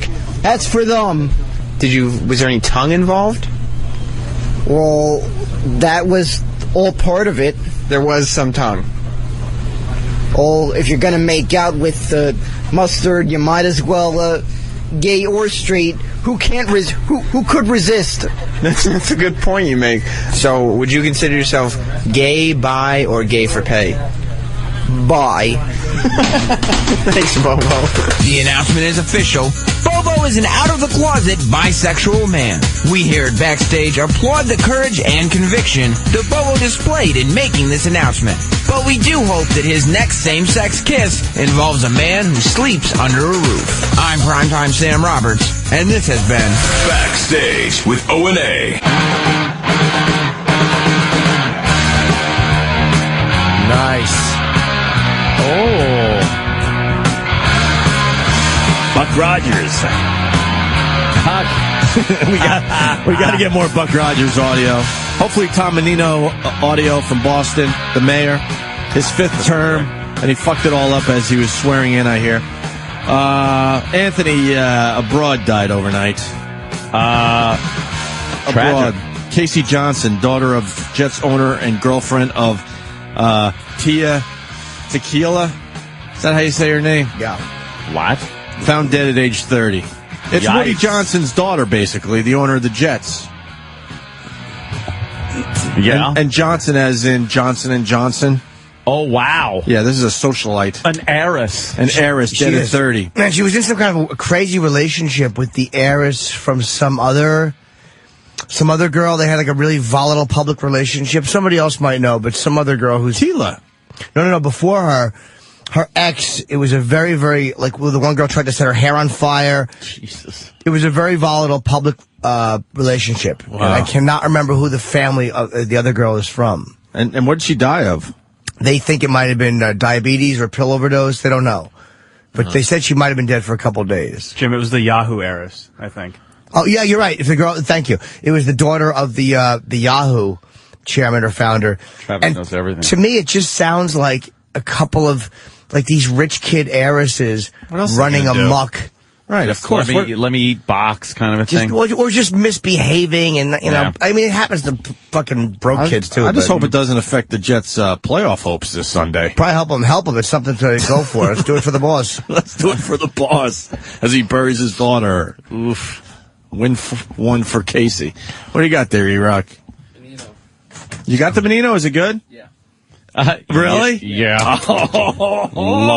Love the Menino. All right, fuck it. We were going to do a little news here. We'll continue with the other stories in a little bit. Mayor Menino. Yeah, you're right. It is. Menino sworn in for the 5th time. Wow. And he was first elected. You want to guess? What year? It had to be like right before we got there, right? Right? We got to Boston in 95. And he was already in office 2 years. Oh, 5. 2 years he was already. He got elected the first time in '93. We left Boston 12 years ago, and he's still the mayor. Saw an automobile once. Yeah, he's been there for a while. I don't know what it is with Massachusetts, man. They just don't like letting their politicians go. What I don't understand is that he's a horrendous public speaker, and he's a politician, and he continues to be reelected, and they now openly laugh at him at press conferences and stuff when he tries to talk. And he's their mayor. July 12th, 1993, Menino took office. Yeah. It's a long, long time ago. To be a mayor, yeah. No term limits there. I was doing the nighttime attitude in '93. All right. Boo, boo, boo. Here's Menino's swearing in as mayor. Goes okay. So the first clip, he goes okay. It gets worse from here, though. I, Thomas Menino, do solemnly swear that I will... Salami swear? He's swearing about salami, I think. Do salami swear? This never disappoints. I fucking love this idiot. Fucking dope. He was so excited when we got fired. He's just got to repeat what the fuck the broad's saying. Thomas Menino, do solemnly swear that I will bear true faith and allegiance to the Commonwealth of Massachusetts and will support the Constitution thereof. So help me God. I, Thomas Menino, do solemnly swear that I will faithfully and impartially discharge and perform all the duties incumbent on me as mayor of the city of Boston, according to the best of my abilities and understanding, agreeably to the rules and regulations of the Constitution and the laws of the Commonwealth. So help me God. I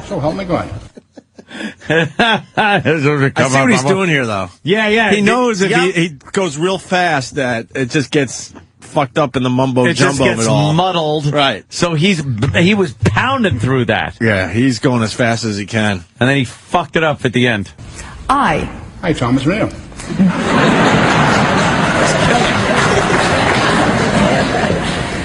do solemnly swear that I will support the Constitution of the United States. So help me God. Congratulations, Mayor. Did you hear him repeat congratulations? Congratulations. It sounded like he started to repeat congratulations. Did he? Yeah. Can we hear just the end of that again? Yeah. I could be wrong. Come on. Hold on. Congratulations. Constitution of the United States. I will support the Constitution of the United States. So help me God. Congratulations, Mayor. I think he was congratulating him. I mean, and then the applause saved him. You too. Menino swears in the mayors of Boston. This is where it gets good. First of all, congratulate the city councilors on being reelected, and also to our newest councilors, Arroyo and Presley. Thank you for taking on this job of being a city council and representing the people of all of Boston. Now raise your right hand. I state your name. I state your name. Do solemnly swear. That I will faithfully and impartially discharge and perform all the duties incumbent upon me as mayor of the city of Boston.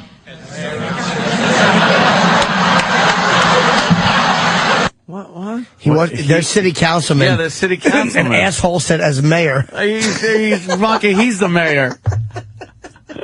I just thought, stupid me. I'm thinking that it's some kind of thing. There's a mayor, and then the mayors of Boston. I don't know. Are you kidding me? He's the mayor. He's been the mayor forever. Wait, I got to hear that again. As mayor of the city of Boston. Some of them say as city councilman. What a dope. He's the mayor. You're the mayor. Wow. Boston. See, they openly laugh at me, too.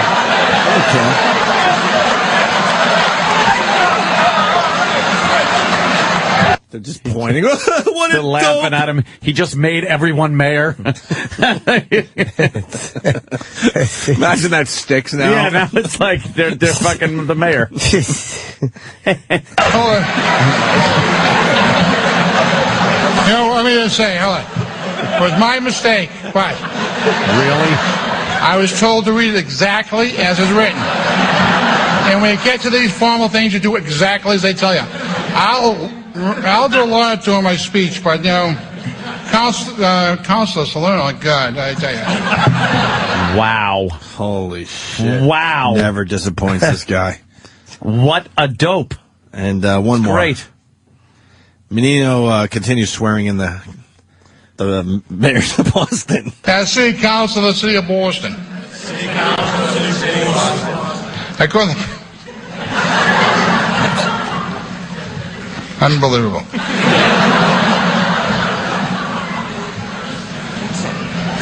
Get this down. You made a mistake. Get down. Going with his tongue. Jeez.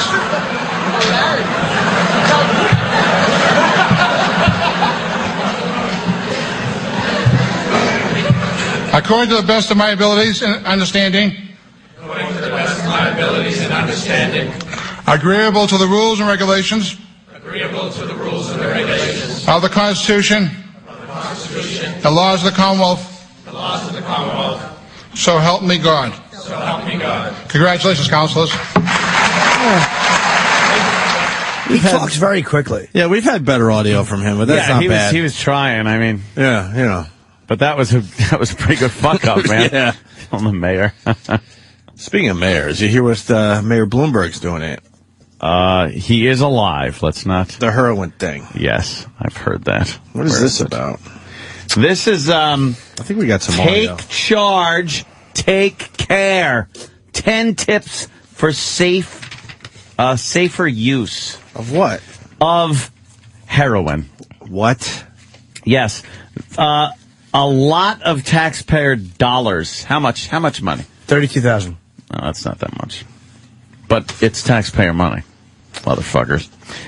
It was used so people could get these pamphlets and learn how to do heroin. Holy shit. Preventing an overdose, tip number 1. I guess they're assuming that the money we save on medical mishaps, if this is used, will outweigh $32,000. How to treat overdose? I see a lot of heroin addicts reading this pamphlet, though. Well, that's the problem. Don't share. Yeah, you're a heroin addict, and the only way to get your fix is to share a needle. I think you're sharing a needle. That's the problem. You're addicted. You're not going to sit there and go, well, I'm not sharing that needle. And the fact that you're a heroin addict, you're not reading this shit. Right. This is put out for who? Use new syringes. Why do we have copies? Prepare drugs carefully. Wash your hands. Yeah, the heroin addict. Wash your hands. Yeah, go out of his way to wash his hands before he shoots up. Take care of your veins. These are all the tips. Yeah, don't dig for veins, Opie. If you don't register, pull out and try again. And don't always inject the same spot. Only boot once or twice in one shot. What? This is unbelievable. Know your HIV status. Uh-oh. Get tested and treated for HEP. Get help for depression. What? Ask for help to stop using. Oh, I see a problem. What? Illustration. Which illustration? The one on tip number 7. White guys? Black woman. Where? On the Know Your HIV status. Uh-huh. It's a black woman right there. That's going to cause some problems. I'm sure some organization will call up and say that's inappropriate and stereotyping, and we shouldn't do that. Just saying. Well, they should be a white man. No, they should use the blue people from Avatar. Are they going to be Keep used? it safe. They'll be the ones that kick in the door at keep on the it alarm safe. commercials and everything? Yeah. That'd be good. And no one will complain. They might complain, though, because she looks like one of J.J. Evans' paintings. Here's the story on this. Nobody condones drug use. But if you're going to use it, it certainly is not in anybody's interest in society to have you get HIV/AIDS. Mayor Bloomberg today defending the city health department's flyer, Take Charge, Take Care. Critics calling it a how-to manual for drug users. It sends out the wrong message. It sends out a message that using heroin can be safe. The handout, on which the city spent $32,000 taxpayer dollars, offers 10 tips for safer use of intravenous drugs, going as far as to describe how to prepare drugs carefully, like use fresh tap water or sterile water tubes. Use a new cooker every time. Don't touch the inside. And drop the cotton directly onto the cooker. I have no idea what they're even talking about. Drop the cotton directly on the cooker. Is that like filter it? That sounds like more G-spot talk. Yeah, I have no idea what the fuck that even means. Let's say hi to Ken in Jersey. Ken? Yeah, how about the number one tip being don't friggin' do it? Yeah, they should start with that, right? It's unbelievable. 32,000 and they're actually thinking these drug users are going to read this thing. No drug user is going to read this shit. Unreal. Most of our politicians are completely out of touch with what's really going on out there. Yeah, they're idiots. No heroin user is going to read this. Hell fucking no. It doesn't work. It's like when they try to round the homeless up and like make them do things that they don't want to do because they have them crazy. They're not going to do this. All right. We should really read through a lot of this. Tip 1, prevent overdose. Just imagine you're a heroin addict, okay? All right. Let me lay down on the floor. Use, it's the first tip, use with someone else.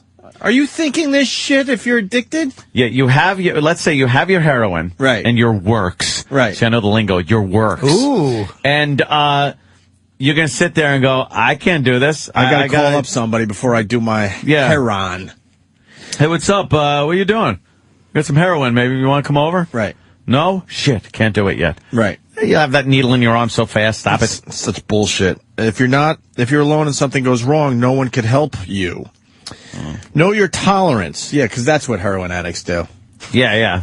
They know their tolerance. Look at Jimmy. Jimmy's been in this world, not the heroin world, right? But you've been in this addiction world. Yes. How ridiculous is this? It's a little silly. I don't mind them doing it like if eventually maybe it will help.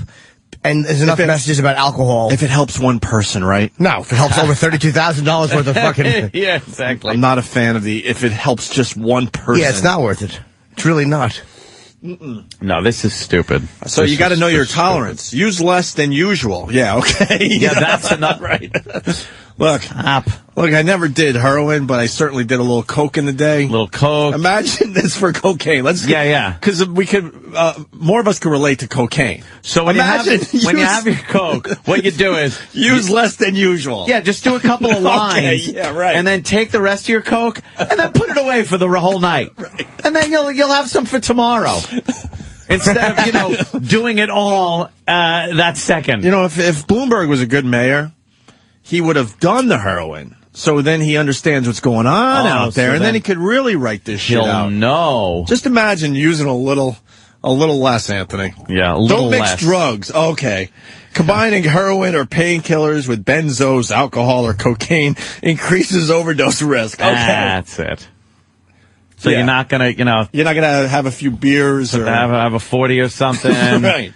Well, you do it. Yeah, this is useless. They're going to read this pamphlet and say, forget the beer, let's get some 5 Alive. Or some Sunny D. Right. Let's go to Joe in Queens. Wow, the phones are certainly lit on this topic. Let's say hi to Joe. Joe, what do you got, buddy? Yeah, I'm not calling anybody over to help boot up.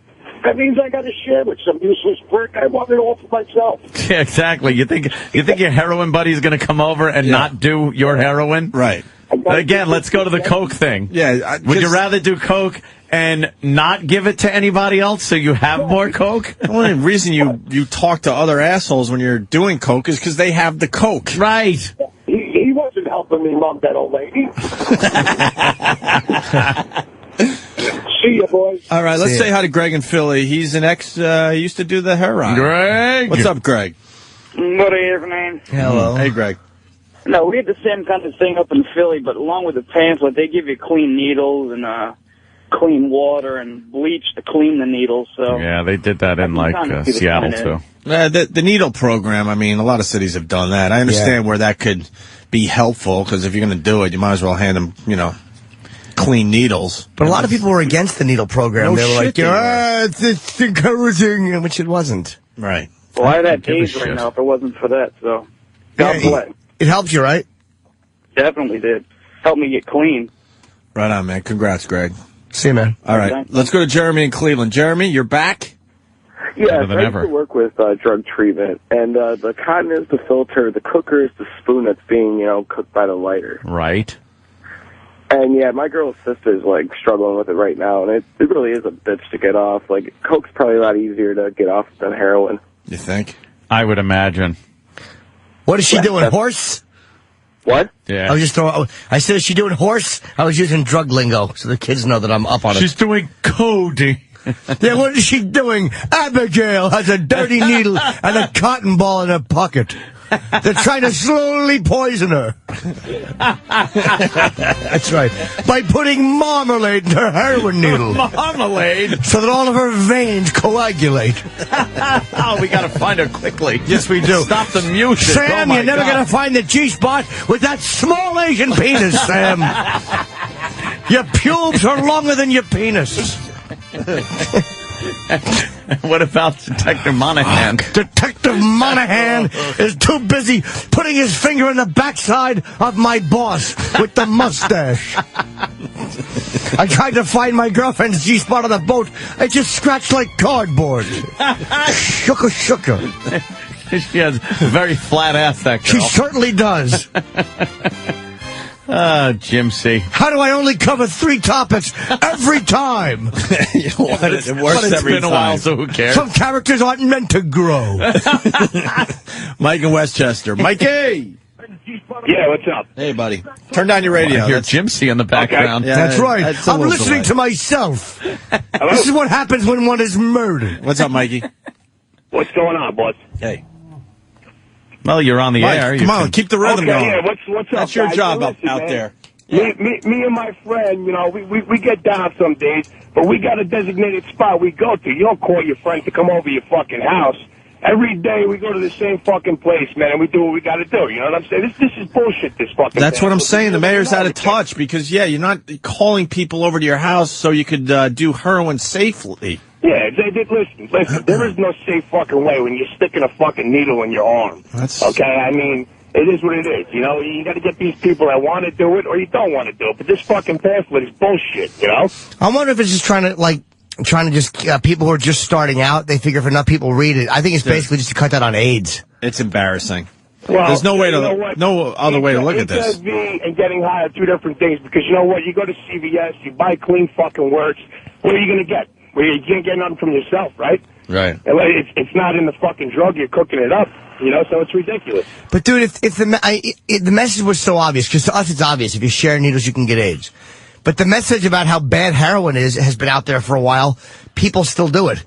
So it's like you always got to get it out there. Well, I'm going to tell you why people do it because I'm going to tell you why we do it because we're fucking bored and there's nothing else to do. That's why we do it. It's something where you could do when you sit in your fucking couch all fucking day long and you don't go out and do nothing. It's fine. Well, it sounds fun to me. Yeah, look, I understand boredom and addiction, but you can't blame a heroin addiction on just being bored. Nothing to do. No, I'm not. Listen. Yeah, no, there's no extracurricular activities. I've been in and out of rehab, and I do drugs because I choose to do. I choose to do them. That's it. Yeah. I'm not going to fucking sit here and lie and say I have a problem, I need help. I don't need fucking help. When I want to stop, I'll stop. But right now, I don't want to stop. Oh, boy. Well, you know what? It's me and my friend, we try to stop every 3 fucking days, and it never works out. Every 3 days? Every 3 days. It never works out. We got the fucking pills that make us, that we don't get sick. It never works out. It's always back to the fucking usual. Well, when you want to stop, you'll do something about it. Yeah. Or you'll just die or you'll get AIDS. I mean, Yeah, it's bad because you know what? These doctors prescribe these pills now that when you don't have something, you don't get sick. So what's the fear? You know what I'm saying? Oh. And everything in the street now is fucking shit anyway, What do you do for work? For what? For work.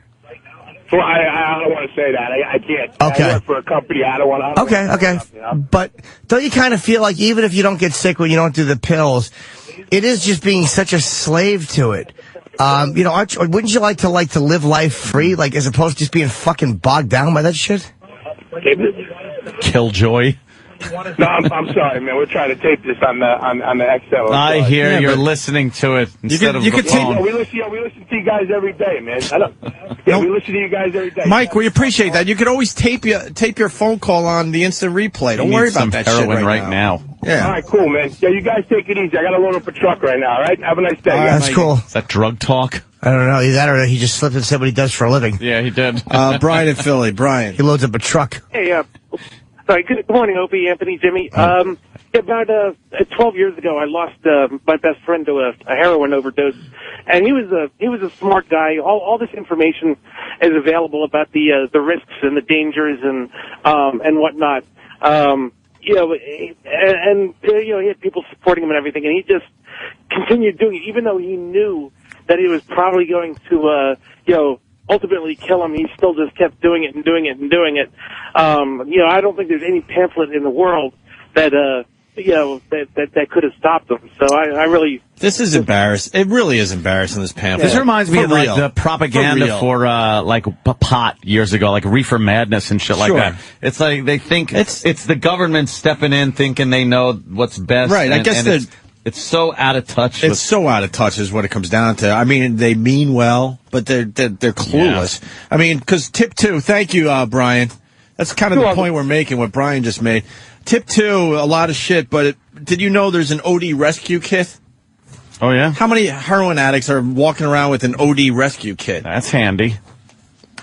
Use the Narcan in your OD rescue kit. It works for up to 2 hours. A Narcan or something like that? Oh. Narcan? I was scared. I don't know what that is. And then tip 3 is all about don't sharing and... Yeah, who does it? If you need, who the fuck doesn't know that if you share a needle, you might get it? Exactly, but how do they know it? Because that stupid message has been gotten out so many times. But it got out through just everyone knows it and said it. I don't think it was pamphlets or anything. Oh, Anthony, pamphlets are everything. Pamphlets. I hate a pamphlet. I sound like I'm really defending this, but I'm not. I just don't think it's awful. Let's go to Ronnie in Florida. Ronnie. Good morning, Jimmy. Hi, Ron. Opie. Hey. It's simple. Like, if you're fucking doing heroin, you're simply not interested in being safe or doing anything safe. Yeah. You know, right? Like, who the fuck is going to wash their hands before they go fucking get high? You're interested in getting high. You don't know. Being safe. Dude, that's not necessarily true because you... retard can tell that. Do you remember when Jodie Sweetin was in here? Oh, yeah. Or was it Scott Weiland's wife who said that she had a whole system? Yeah, but she's got OCD. Exception to the rule. Yeah, she was a neat freak to begin with. I don't think most of the heroin people out there are neat freaks. No. But I mean, people do these things. I'm sure there's a small percentage that. Go ahead. To keep themselves go. It's like even though a lot of times these fail safes don't work. People do these things to try to... Like, a lot of guys won't share needles now because they know it's going to give them AIDS. If people didn't give a shit, they would just be sharing needles. So it's like people do try on some level to keep themselves from doing something completely unnecessary. Mm-hmm. I don't know if that made any sense. That was nice. I was looking at one of the movie things. It's called The Devil's Harvest. Oh, no. A 5th column showing destruction in the youth of America. Devil's Harvest. A good girl until she lights a reefer. The truth about marijuana. The smoke of hell. She and they have a picture on. They have a picture there of some guy lighting a reefer for a chick, and she is just ready to fucking suck his dick. I bet. Her dress is hiked up. I think the best part about this particular poster is that she's actually smoking the joint out of one of those cigarette holders. Holder. Well, old school cigarette holder. She's a classy girl broad until she lights a reefer. I like the other poster for Devil's Harvest because it says a vicious racket with its arms around your children. It's like this devil man kind of holding a woman, and it's obvious. It's so very obviously a white woman smoking a joint, and it's so very obviously trying to be like a black guy, a Negro. All right, so let's say that. Oh. What's your last name and social? Yeah, right. Right. I just want to make a point that the $32,000 that this program cost, if you save like 2 or 3 people from medical expenses or whatever, you've paid for it right there. Oh, yeah? We're not talking a lot of people. So they're lowering... saved in order to pay for this. Okay, so they'll lower my taxes then, right?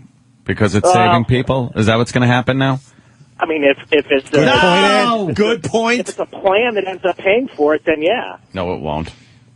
Well, this is a feel-good thing. Well, and then that's I wonder if this is not necessarily for actual heroin users, but for families of heroin users, people who haven't heard this message yet. You know, I got it when I was in high school.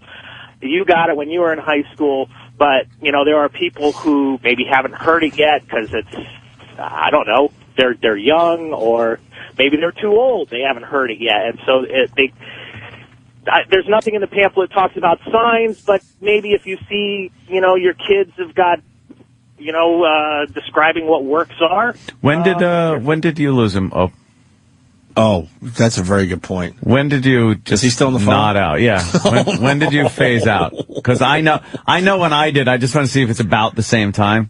Is it like... I faded out so bad, I don't even remember what his name was. I know. I just really just nodded off there. Where did you fade out? I don't remember. I just noticed I was staring. You know that blank stare? You're not even looking at anything? I was staring, and then I just went like, no, it's holy sad. shit, a listener's just babbling on the show. No, it's sad. I just assumed you would take care of the rest of this phone call. No, I was gone. So was I. All right, so mine is Jimmy's on his iPhone. Because there are times on the show, like, I just assume, I will take care of this. I'll check my Twitter or something. Do you know we both bailed. You didn't interest one person in this room with your story. All right.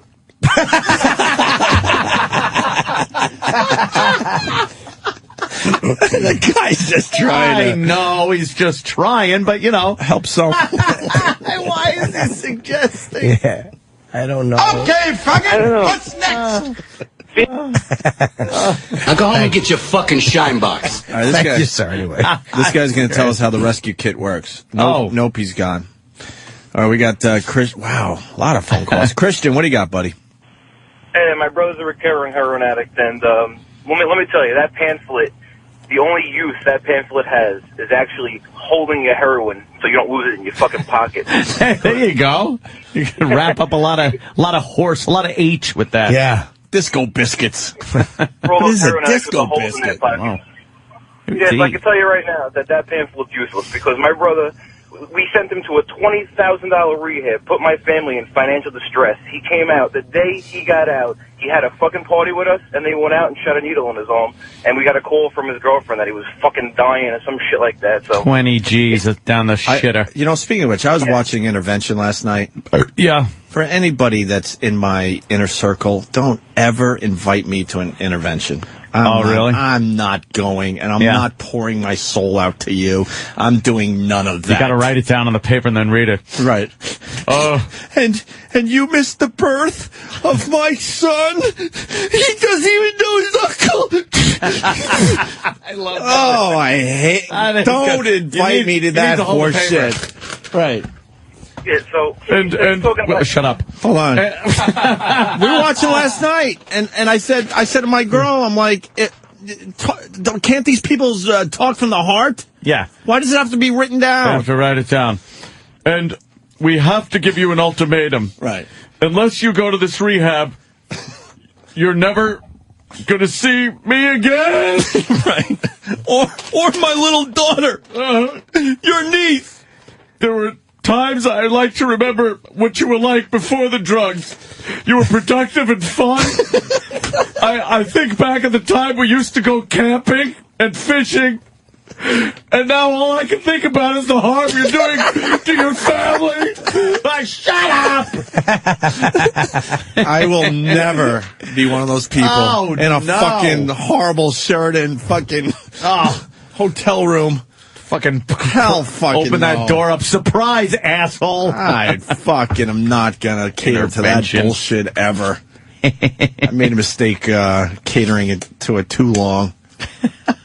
No, huh? And it wasn't a drug thing. Just no interventions. Catering to that horse shit. Not now, not never. Yeah. Would you go to an intervention for somebody? Sorry, It would depend on the person. No, it would depend on the person. It would depend on my relationship to them and if I thought it would help them. You do it just like a roast. That'd be fun. Just roast them. But the comedians in an intervention. So I see that your grandmother showed up. That would kind of be funny. And then an intervention with just comics doing a fucking complete roast on the guy. That's a very funny one. Dirtbag he is. And then the person runs out, and then someone is selected to run it. No. Yeah. You go get him. Go get him. Bring him back. Okay, look.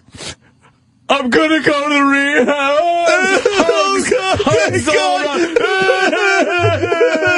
Thank God.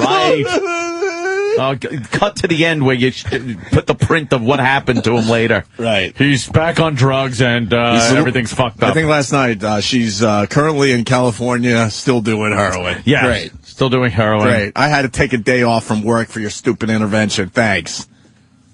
To use a 3-day weekend to do something fun, but no. Thank you. You watch the show, though.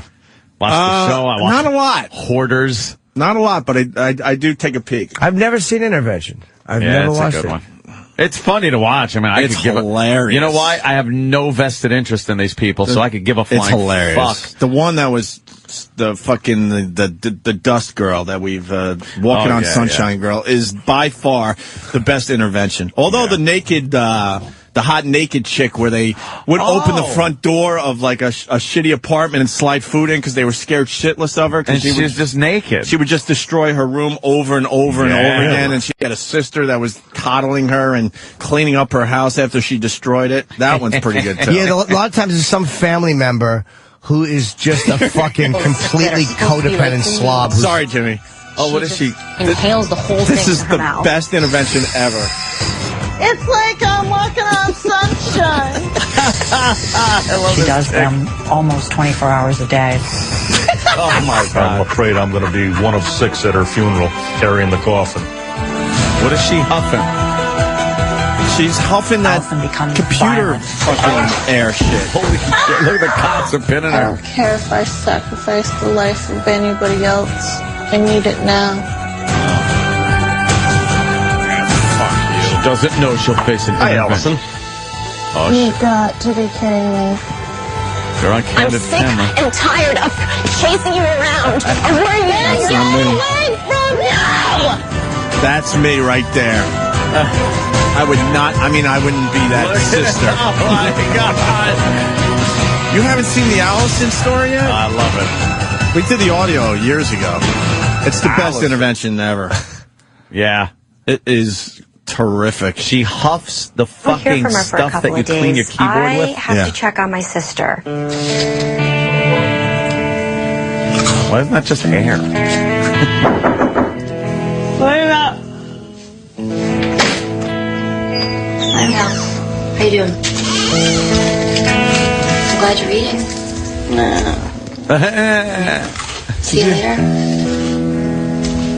I love you, Allie. Oh, there it Her is. inside, her spirit, her being. I know it's in there. Yeah. Well, It hasn't shown itself in a long time. Maybe she's just trying to clean it out with the keyboard cleaner. Just hurt and pain. And She's trying to blow some Uncle Seaman back out through her anus. Look at this fucking. There she is. She's got a big. There she goes. Wow. Inhalants are breathable chemical vapors that produce mind-altering effects. Dizziness, slurred speech, and lack of coordination. Yes. The inhalant that Allison uses is a duster cleaner for computers. Jesus. The chemical content is called toluene.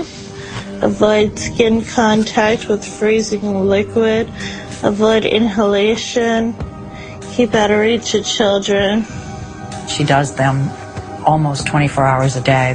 The only time she isn't doing it is when she's out buying more duster. We are going on a drug run. Hooray! Best part of my day. Hooray! Drug run. She just goes to like Staples. This part always makes me so nervous. I feel like everybody knows exactly what I'm doing when I go in. They're gonna now, dummy. And there she goes. Why do they sell this shit? 10 cans of computer. How does she get the money for that? I think her mother gives it to her. Oh. Enable her. There you go. That's good, Mom. She's buying That woman rings me up every single day, but the problem is it's not illegal. And I'm over 18. shit. The minute she gets her hands on it, she doesn't even wait till she gets home. In the car. All of the chemicals that are supposed to be like cleaning electronics. She just inhales the whole thing in her mouth. Just let her I feel like I could conquer the world. She goes from being sober to being high. Her sister's in hot. Less she's than cute, a minute. right? Okay, now the rush. It's coming in.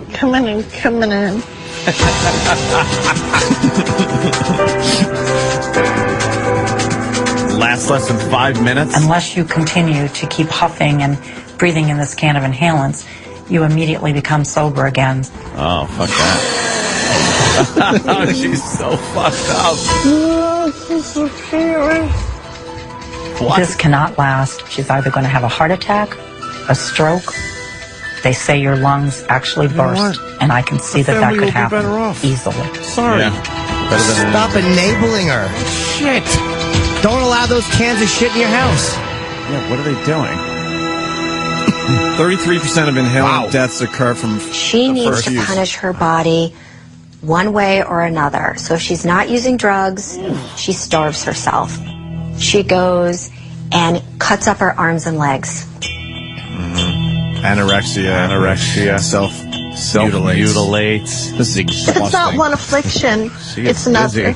And I just alternate between all of them.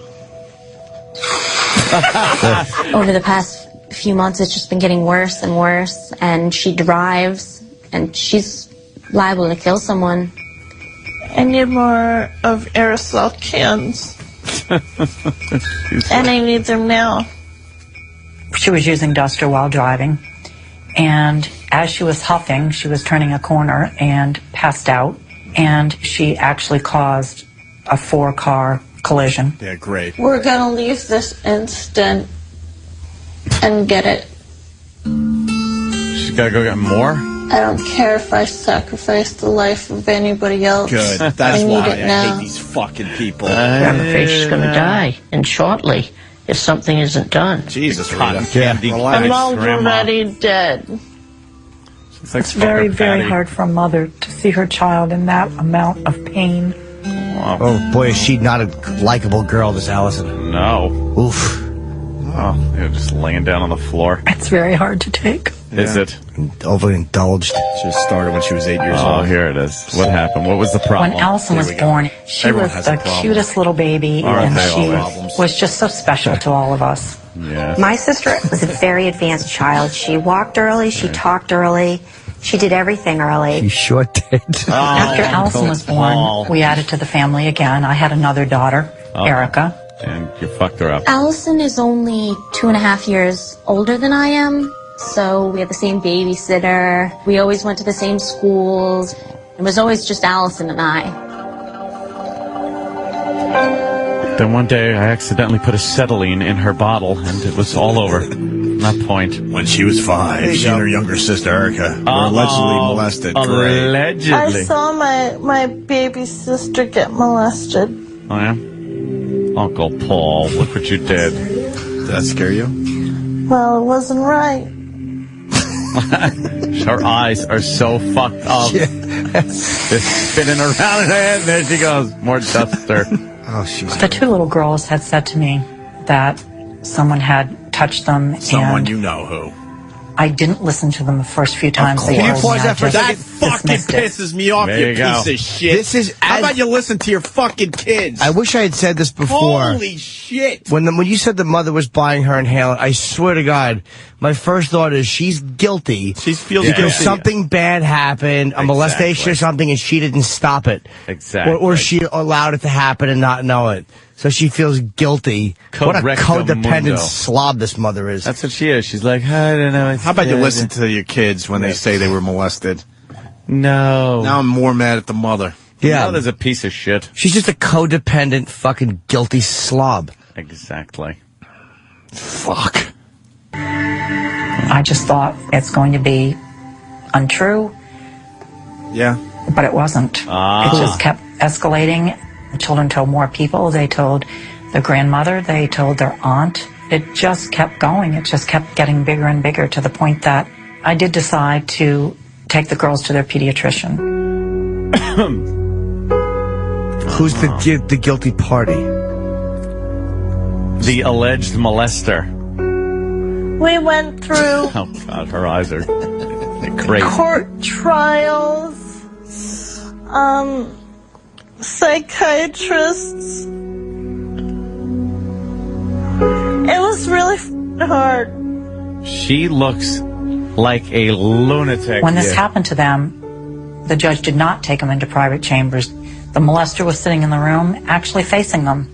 They were looking at him and looking at all the people in the room, and they were afraid of the lawyers, and they were just little girls in a horrendous situation. Oh, perhaps you should have fucking believed them. Yeah, you should have protected them, stupid. Yeah, good one. Yeah. Oh, he was acquitted of all charges due to lack of evidence. The children were upset because I had told them if they just told the truth, everything would work out. Yeah, right. And basically, nothing came of it. They were really angry at me about that. They were really, really traumatized by this. You fucked up. It was very ugly. And the divide in the family started happening. You fucked up. There were the people that believed the children. There were parts of the family that did not believe the children. Many people in the family believe that I made this up. Everything going on, I mean, it was nasty. He looks guilty. Was it the husband? I don't know. Parents divorced the same year as the trial. I'm going to guess it was the father. It was the father. And I'm going to guess, His father was trying to pull her to his side of the family, and Nancy wants her to stay with her. And I felt as though Allison wanted to please my mom and please her dad. She was really stuck in the middle, almost as though she had to choose. We don't know. Yeah, that sucks that you have to choose in life. Yeah, poor kid. Whatever. Poor kid, and then she just huffs more, and it's great. I wish I would. That mother, what a codependent, guilty slob. Your kids tell you that they're being molested, you didn't believe it. I bet it was again, I can only guess, but I'm going to guess the father, because why else wouldn't the mother believe it? Or maybe one of the mother's brothers or something like that. Yeah. But then they family. get divorced the same year. They were kind of hinting right there. Definitely family, because they said some of the family believed it, some didn't. So, and the father was trying to get the kids to his side of the family. Maybe he was, who knows? Gotta be like a. Let's say hi to Sharon Osbourne, everyone. Sharon. Good morning, boys. Happy New Rape. Hi, Sharon. Sharon. I just wanted to say this Allison girl, bless her heart, was blessed with dust-free lungs and beaten with a burden stick. Punching out. Let's go to Dan in Knoxville. Dan. Hey, Happy New Year, guys. Yeah. I just want to say thanks for the good radio y'all had programmed over the holidays. That was pretty good. Of course it was. Listening to y'all's disturbed childhoods. That was yes. great. I was just going to say that toluene the chick breathes in out that cleaner. Yeah, that's the chemical in gasoline that burns your skin when you get it on you. I've read up on gas because I had to deliver it when I was a transport driver. Yeah, that's some really good shit. You read up on gas. I don't want to take the blame for none of that. I was using the air blower to get a hair off her. There was a short and curly on her. And I said, let me blow this off with the air thing. Get it off your cheek. Hey, later, guys. All right, Ain't got no gas in it. Hey, I just want to add, God bless the people out there that do have the patience to deal with this. I just openly have to say I don't. Yeah, it's I just tough. don't. I know there's people out there and it's tough for them, and I'm just speaking for myself. I like the smell of gasoline. Yeah, let's go to Jay in Queens. Jay! In Monterey. Hey, what's up, boys? Hey. By the way, I am back after 2 years not having XM. Thank you, and please don't fuck it up and get fired. Back and better than ever. Okay. So I had my ex 350-pound mother-in-law living with us for about 4 years. She turned out she had a pain, prescription pain pill problem. And basically, I wound up becoming her caregiver. My ex-wife decided to go sleep with other people, and I took care of her mother-in-law. Hello? Yeah, your wife's a whore. Sorry. Did you know that she was fucking other people? What's up? Did you know she was fucking other people? Yeah, but I had 3 kids with her, and I dealt with that crap and kind of just, put a good face on for a long time, and I never cheated, and I don't know what the hell was wrong with me, to be honest with you. But instead, I took care of her mother. It finally culminated when I came home from work. She was roaming through the halls, butt-ass naked, talking to her mother, who died a week earlier. Oh, great.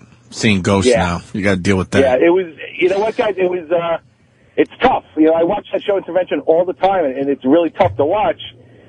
Because I did at one point actually like the woman, not anymore, but, she never went and got help. She kind of got herself clean, but she still goes in and out of episodes once every 6-7 months or so. My question is this. If you've dealt with that in your own life, why are you watching Intervention? I watch it because it's like sideshow shit. I like to laugh at these people. Yeah, I have no idea. I've watched it with my family now. I watched it. I got a girlfriend in my life and stuff, and it's tough to watch sometimes, but I still do it. I have no idea why. I like watching because, we got to find the clip of the really hot naked girl just completely destroying her crib over and over again. Yeah, I watch because that is a freak show. Yeah. I don't care what happens to her. I want to see more nakedness than her rubbing feces on her own walls. Exactly. Fucking asshole. Sorry. All right, brother. Thank you. All right, sorry, guys. All right. Sorry about that. LJ, Boston. Hey, guys. Hey. At the end of that episode with that crazy cunt, she gets snotty with the cops, and they body slam her, and it's fucking hysterical. Oh, yeah. They come into her room. Yeah, love the show, guys. Thank you. Yeah, because she has some kind of entitlement, too, through this whole thing. I guess she did all right in the end, Dan? There was a follow-up video, and she's now blonde, and she gained some weight, and she was sipping on a Starbucks thing. That's her? Yeah. Yeah. Not bad. No way. Not bad. That's the huffing girl? Yeah. Let's hear her talk. Yeah, no, I'm in here, I'm doing all my men's letters. Awesome. She was like, oh, it's good to see you. I saw what a disaster you were on television. Like, great, thanks. But whatever, that's not what I'm there for. Certain people watch the show, and they're like, oh, it changed my life. And then I get the people that come in, like, that was the funniest hour of my life. And I'm like, yeah, I put myself in that situation. I'm open to ridicule. I mean, look at me. I was ridiculous. She can't go near computers, I bet. Good to see you. Making amends is not easy at all. I mean, it's totally humiliating. Like, ouch, my pride. I wrote you an amends letter for my 8th step, my 8th and 9th step. Okay. I wrote it to both of you guys, but if you want to hold on to it and, like, pass it along. That'd be good. Yeah, I can do that. To handle that. Want to huff on this? That was she was apologizing to the cops. Making amends to the police officer, I guess. Body slammed her. Body slammed her down on the ground. That's definite recovery. If she's out making amends and making a list of all people she harmed, that's absolutely recovery. She looks like she hasn't been fucked up in a while. Good for her in the end. Whatever. She almost looks fuckable. At that point. She wasn't fuckable when she was doing the dust thing? Are you kidding me? Apparently she was fuckable a lot sooner than that. Earlier than that. Are you Uncle kidding Paul. me? Yeah. Here's part 2 of the mayor and the heroin safety pamphlet. Health officials point to an 80% reduction in the number of new HIV infections since 1995 and say campaigns like this play a major part. People we spoke to had mixed opinions on the program. It only encourages pushers to keep doing what they're doing illegally. And junkies. It doesn't help the society at all. It's a good thing. Why is that? Well, if people are going to use it, then they should know how. One point not in dispute, kicking the habit is the best advice of all. Yeah, no kidding. Here's Brian in Chicago with a story. Holy shit. Brian? Hey, good morning, gentlemen. Oh, we found the naked chick. Oh. All right, that's on deck. Yes, Brian. Okay, I've been with this girl for several years now, and whenever she would talk about this one uncle of hers, I could tell that something was just kind of off, and it turns out that when she was very young, he actually he never, had sex with her, but he did touch her inappropriately, and she actually did she squirt? What's that? Jesus, nothing. Continue. Jesus, the guy is spilling his heart out today. And she actually did go and tell her 2 older brothers that this had happened, and surprisingly, nobody had done anything. So this is when she's very young. You know, she's in her 40s now, and I'm at a family function with her, and I realized that she's talking to the uncle. Like, it's a family function, and everybody's in the freaking room, and she's talking to him like nothing ever happened. And I lost my mind. I went, that's him? That's the guy? And the look on her face was like, oh, shit, he remembered what I told him. Oh, damn. And I lost my mind. And both of the brothers who didn't do anything were the ones holding me down.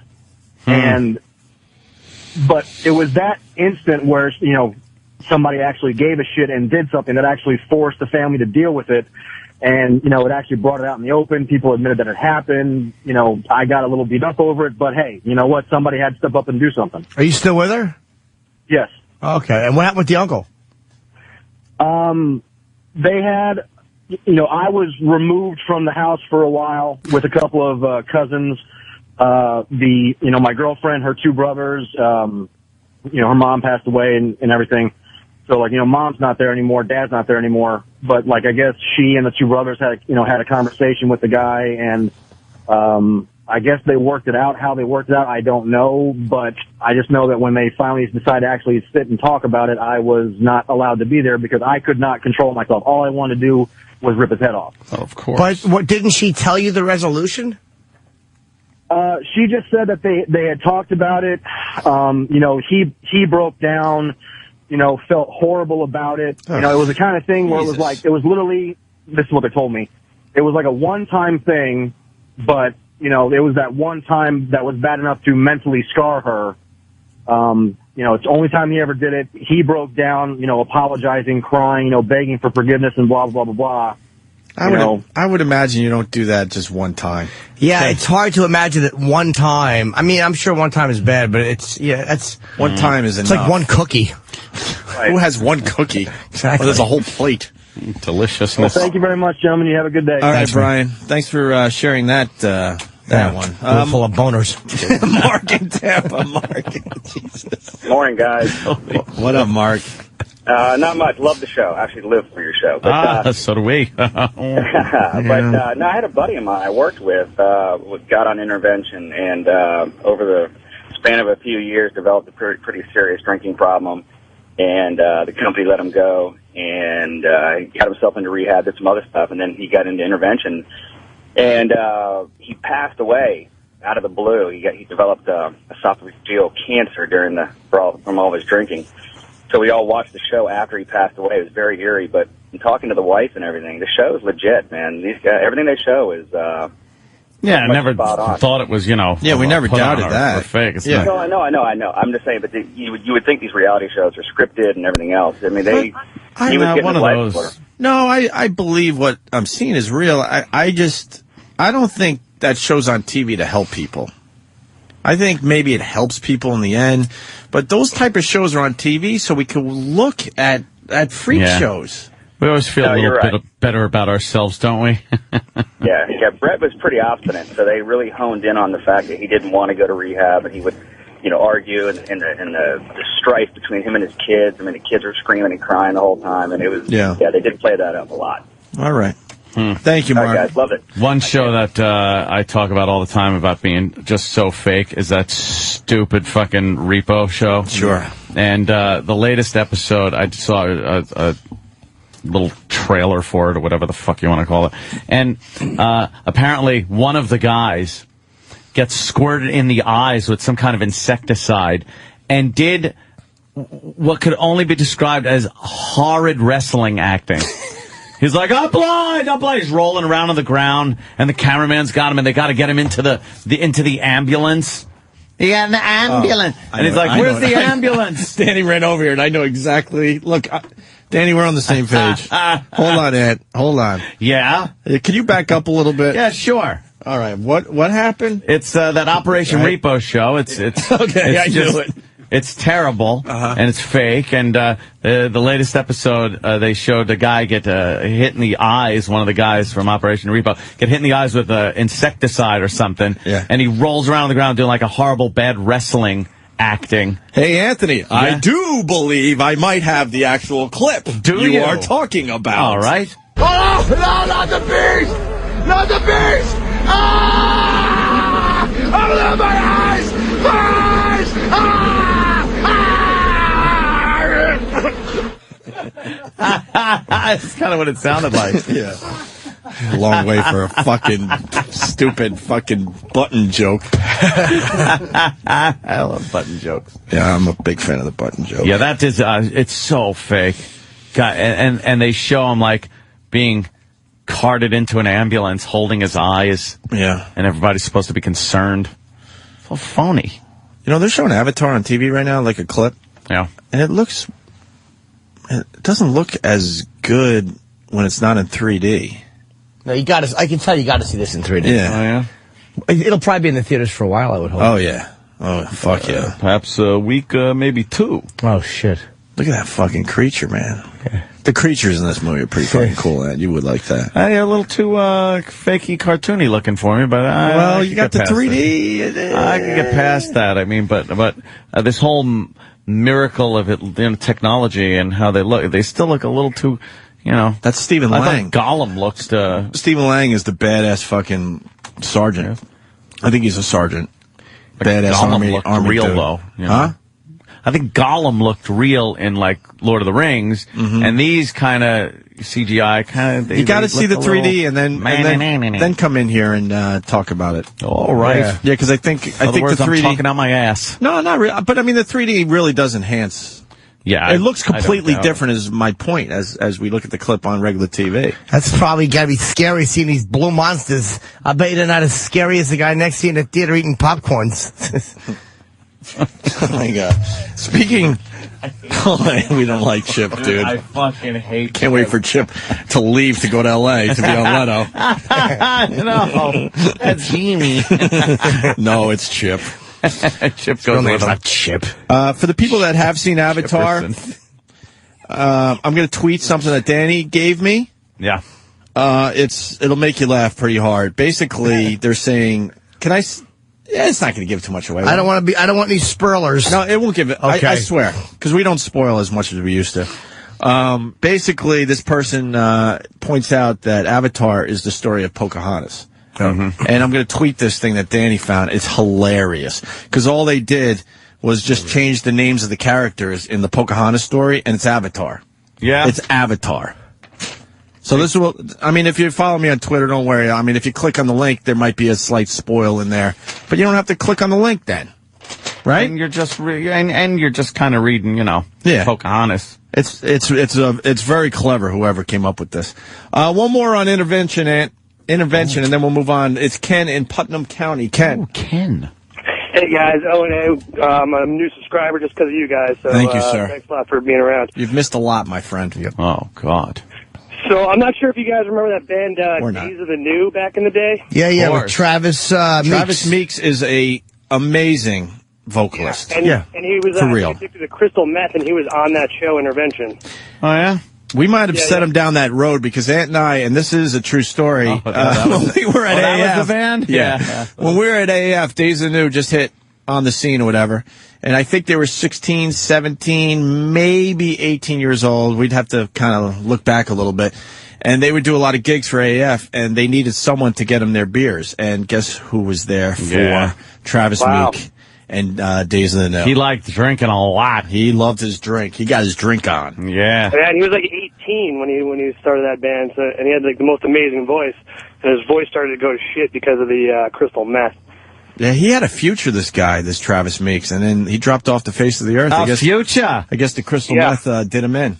Yeah, but I think he cleaned up now, and I think he's got a new album, and I don't know, I just checked out his MySpace page, and he's got some new tunes out there. It's pretty good. Well, we have to get him on the show. He's an old friend of ours. We love Travis. What was the hit? What was the hit, Let's hear the hit. Touch, Feel, Stand. Yeah. Touch, Feel, Stand. Very good. Good job, Ken. Thank you very much, guys. Well, Travis had it all. My brother's the doorman at the Russian Tea Room. Go say hi. Oh, really? You're a doorman at the Russian Tea Room? Yeah. Hey, what happened there the last week or something? There's, I don't know. I'll have to ask my brother. He's the big doorman there. Jimmy always walks by. Did you just say if we're going to the Russian tea room. What are we, 70-year-old women? No, wasn't there something about the boss? Wasn't there something about the boss smacking guys in the ass or something? I don't know. I mean, you know. He knows. He doesn't want to get in trouble. There's some kind of lawsuit being he doesn't want to talk about being brought against the guy because he's smacking all the other guys in the heinies and saying inappropriate things. Let's send E-Rock through there and see if it's true. All right, Ken, thank you, man. Thanks for checking out our show. We appreciate that. The Russian teabag room. Anthony, the home drug test. Home drug test. I think this is the commercial that we listened to on the way in with the disco biscuits. Let me see here. And there are blogs and message board postings about people around the country hating this ad. They hate this ad. Kevin? Yeah, Mom? I've heard they might start drug testing in your school, so I need to ask you some questions. Okay. Have you ever done pot? No. Cocaine? No. Is that Sam? You're a kid in high school and you're going to say yes to that? No. Prescription drugs? No. Mexican speedballs? No. Beanies, hydro, wiffle dust? No. Lid poppers, crank, space cake, shabu shabu? Wait, what? Shabu shabu, honey. Oh, no. Ganja, Gagler, disco biscuits, zigzag, courage pills, hooter, hippie flips, the yayo dank, jive pumpers, Hawaiian sunrise, schmiz, nose nachos, the browns, fakakta drops, racehorse Charlie, carnival barker bumper blips? Maybe. I mean, no. Now there's a way to get the whole truth at home and keep it there. That's First Check Home Drug Test. Fucking rat. With just a sample in a cup, you get results in minutes, as accurate as a lab screening. Pick up First Check now at your local pharmacy or learn more at firstcheckradio.com. Check first with First Check. That was real? Yeah. I thought that was a fucking Family Guy sketch. No. I swear to God. Yeah, that's real. That's real. People hate that ad. That's the real Disco deal. biscuits. Disco biscuits. I think the worst commercials that are on now on TV anyway, not radio, have to be the stupid credit report commercials with that stupid band. I can't fucking stand that. Which one is that now? I might just tune it out. The credit report thing, and it's the three guys in the bands, and one of them they're at the Renaissance Fair, another one they're at like a Red Lobster, and we got taste another one of these there spots. You know what doesn't make sense about this. those? Yeah. What? They don't even sing.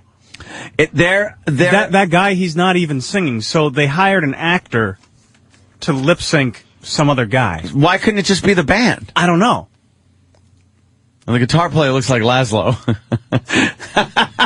Now, come on now. You don't want him calling in. No, okay. He sucks. Fuck you, Danny. He sucks at Modern Warfare, too. That made me laugh all day. I was fucking laughing at that. The way he called, it's like, oh, Laszlo's on the phone. Click. Yeah. Fuck you, Danny. All right, we got a commercial hit. Yeah, it is one of the free credit report documents.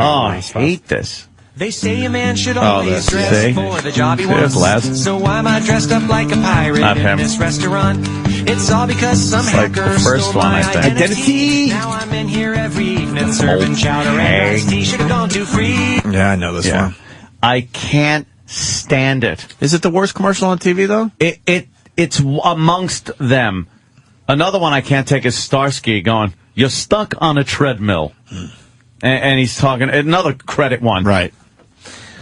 I'll tell you, it's not a bad commercial, but it's the most overplayed commercial on TV right now, and we have to beat up one of our pals.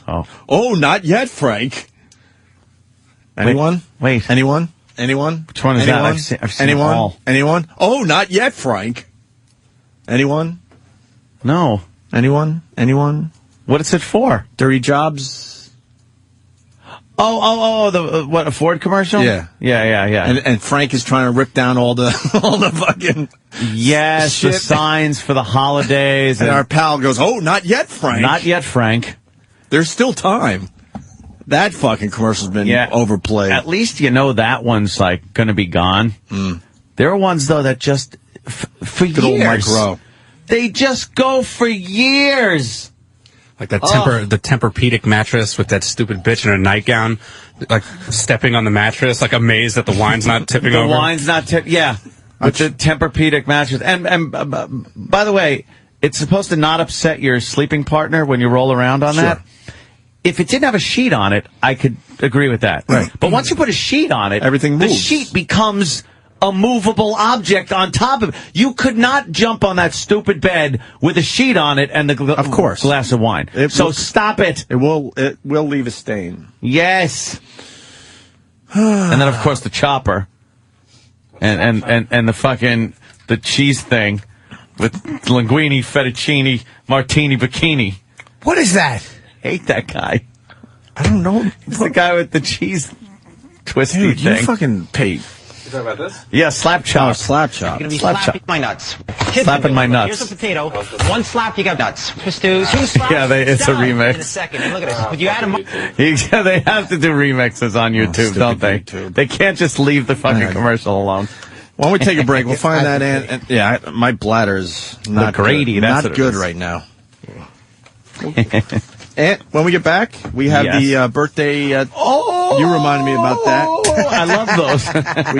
we got a local news station that got pranked with more birthday wishes for show members of the Opie and Anthony Show. Love those. And we started the show pretty much talking about Buck Rogers because of Avatar. Yes. Listen to the replay if you're just tuning in. It was pretty good. It's just the contrast of like Avatar, how it is now in the future. State of the art. State of the art. And then you look back at what was state of the art in like the 30s. And it was Buck Rogers. And it was horrible. And we got more horrendous acting from Buck Rogers himself after the break. Great. That will do. Stay there. Opie and Anthony and Jim Norton. All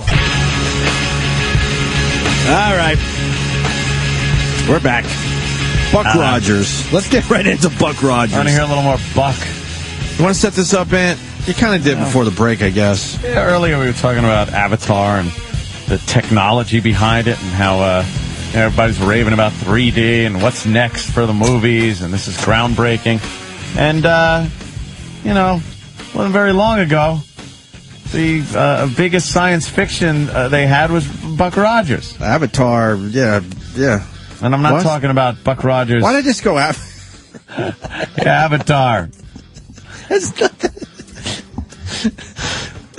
But Buck Rogers, yeah.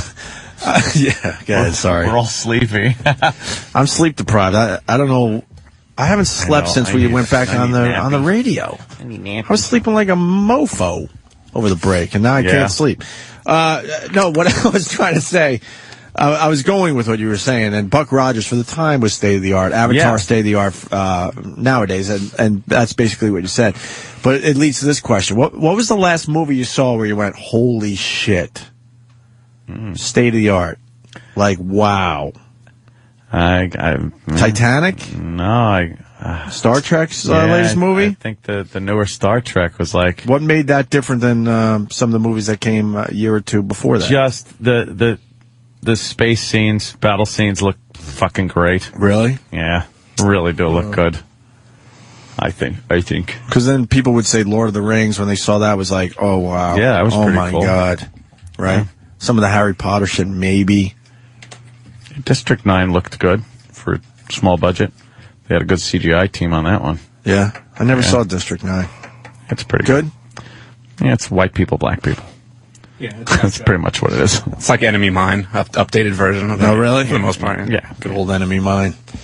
All right, let's get into Buck Rogers. That's where we're heading with this thing today. Lots of visuals. Should watch along with YouTube vid. Should watch along with YouTube vid. Oh, yeah? That's how it's written. Should listen. Right, should listen along watch with YouTube. I don't know. Buck Rogers, 1939, re-edited from serial to feature format and re-released for theatrical distribution. Buck Rogers, Planet Outlaws. Wow. We're doing this just to get some more of Buck's horrendous acting. It's the same Buck? Oh, yeah. Is it? Wait, let's take a look. This is 53? Oh, the other one was like 38. Wait, so it's not the same guy? This could be Buster Crabbe.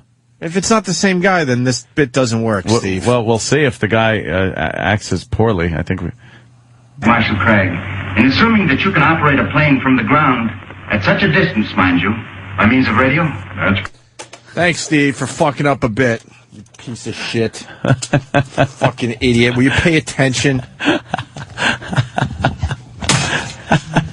We need fucking Buck Rogers audio like we just heard 2 hours ago, not the new Buck Rogers, because then the point doesn't make sense. I'm surprised he doesn't have the one going, beady, beady, beady. Fucking, what's his name? Gerard?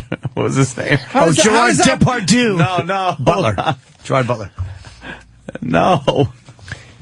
Wait, where's Steve? Gil Gerard. How does that work? It was the same dude. That's not the same dude. Those were the 1939 serials that were re-released in 1953. That's not the same guy. Yeah? Let me see him. I don't know. That's not the same guy. Dude, I wasn't able to tell. Google. I am ready to apologize if it's the same guy. It looks like the same dude. I mean, it looks like the same quality, looks like the same dude. Did that sound like the same dude, Ant?